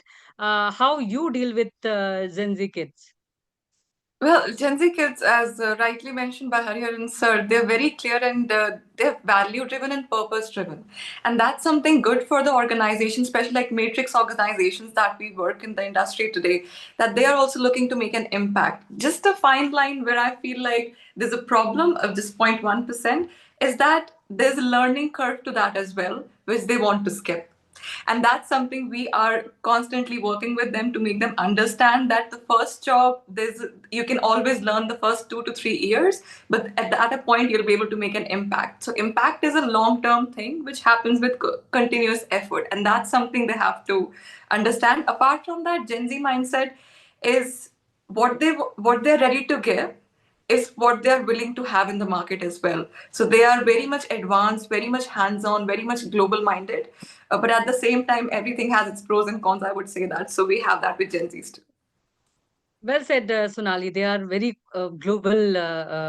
They have a very global prospectus. Not only when we were into that generation of shifting into from university to the corporate side, we were just I wanted to grab a good job where the company can pay whatever we feel like. But now they feel like globally that what could be my journey after 5 years and 10 years from down the line if I opt this job, and this job will give me that flexibility or the opportunity where I can see the globally my progress.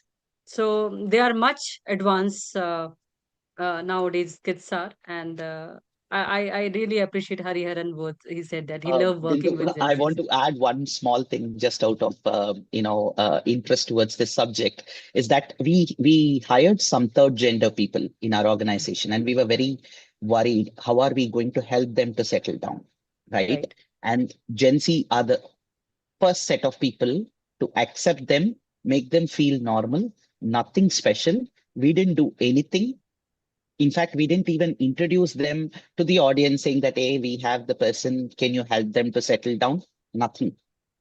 They became normal from day two because of this group, because they didn't make anything special out of it. That's the best part to have an inclusive environment. And if you want a very inclusive environment, they are the best lot.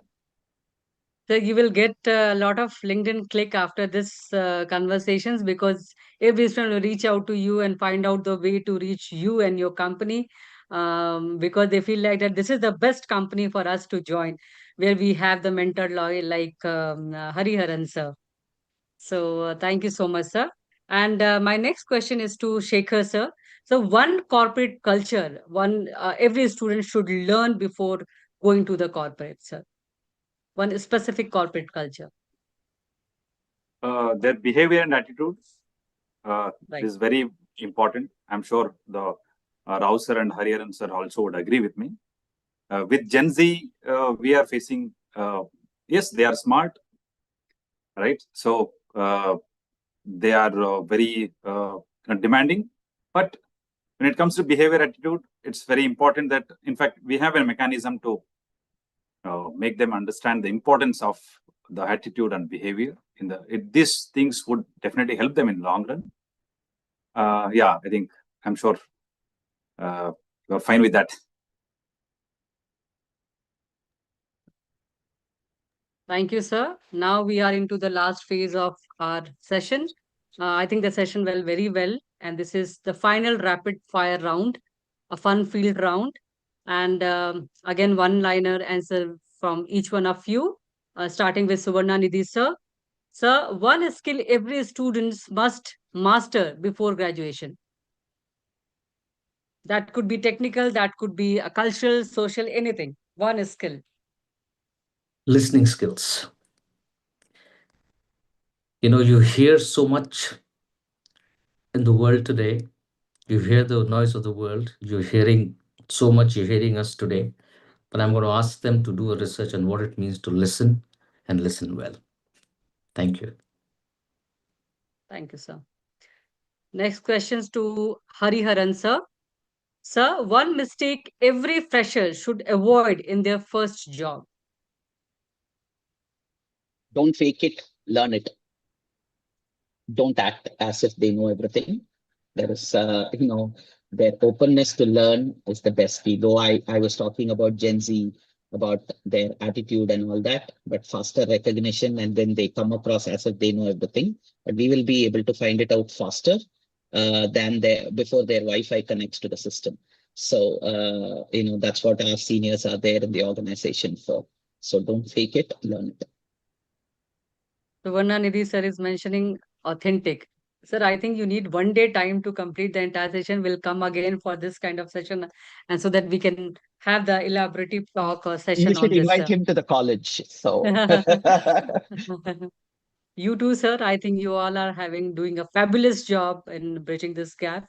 And thanks to the partner like you, who is telling us the challenges, because you have searched Capgemini to the company which you are presenting right now. You have seen the era of bulk hiring and now the niche technologies hiring. So you are the better person who can mentor the students and the faculty and the university training and placement officers, how they can change with new adaptability systems and all. So we need the mentorship. I think the uh, Indian institutes need your mentorship, sir. So my next question is to Shekhar, sir. Sir, one message for all training and placement officers being in the audience today.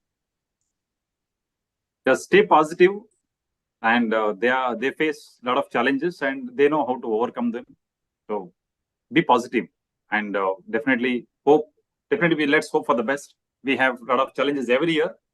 If the market is good, then the demand from the management, is very high. Of course, from the students as well. So they play a very vital role in this academia and industry collaboration. And they are the masters, so they are the experts. TPOs, stay positive, and let us hope for the best. Very well said, sir. Next question is to Sonali. Sonali, one thing you wish college or the university or the institute would start doing immediately.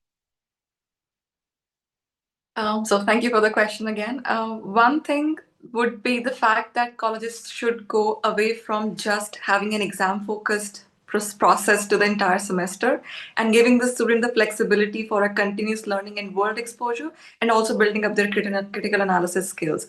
The same replication of the Western world that we look at, the only basic difference between the education system of what we see in the global world in Europe and US and India is just this, that there is just lesser emphasis on just the exams and more emphasis on building how to think about a problem and how to solve it and how to analyze it critically.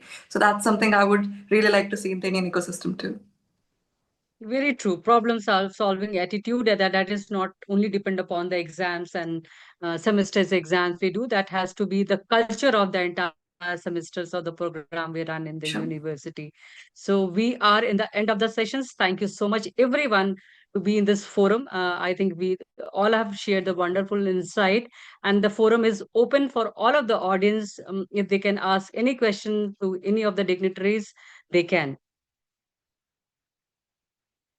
And we are taking these questions through chat, or they can unmute yourself and ask the question, please, to your respective mentors.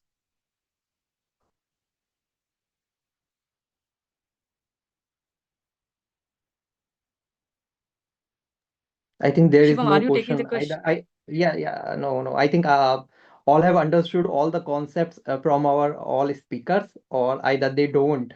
So it's not in between. Or maybe Shivam, you can take the questions later, because the time is also very Yeah, important. It's a time is up. weekend for everyone. They have their family time too. And thank you so much, each one of you, all the dignitaries present here from the industry side, from the university and the college side, have presented an experience and shared their experiences so well. I think it's a lot of learning for all of us present here. Um, up to skill will take all the questions together, and you can float the questions to us, and we can post Sure. the answer on LinkedIn too. Thank you so much once again, coming on this weekend. We will look forward to such kind of sessions once again, with the help of up to skills. I'm winding up this process and signing off for today. Bindu Bala, thank you so much. Thank you everyone. Thank you, Rao sir. Thank you, Ariran sir. Thank you, Sonali ma'am. Thank you, Shekhar sir. Thank you, everyone. Thank you, all the audience, for joining this wonderful session. And I hope everyone learned something from all of us, each other. So, hope we will continue this kind of sessions on regular basis. Thank you, Bindu ma'am. Ultimately, you are the leading lady for this wonderful session. If you were not there, then how will all of us has managed with this session? So it's a wonderful session. Thank you so much. This is Shivam Agarwal, CEO of Up to Skills. Thank you so much. Thank you Uh, everyone. Thank you so much, everyone, as we conclude this Industry Academia Conclave. And I truly feel inspired and hopeful. And I believe today has reminded all of us why a collaboration between education and industry is more important than ever. And plus, sir, I really like your Gen Z part because I can understand very well. So, in a world where skills are evolving faster than ever before, today's discussion highlighted a powerful truth when industry insights and academic excellence come together. So, we don't just prepare students for jobs, we prepare them for the future also. This platform helped us reflect on key questions that shape tomorrow, and how can institute redesign learning for real world needs. So our estimate speakers helped us find sir, Mr. Hariharan sir, Sonali ma'am, Somkhera ma'am, and Bindu ma'am also. Thank you so much. To all the respected professors and institutions also, thank you so much, faculty members. And once again, wishing you all a wonderful day ahead, and stay connected with Up to Skills together, and let's keep shaping a future where learning meets opportunity and potential meets purpose. Thank you Thank you. so much. Thank Thank you. you. Thank you. Thanks Thank Thank you. you all. so. Thank Thank you, you. Thank you everyone. everyone. Yeah, Bye signing bye. Thank you off. so much. Thank you. Bye bye. Thank you. Bye. Thank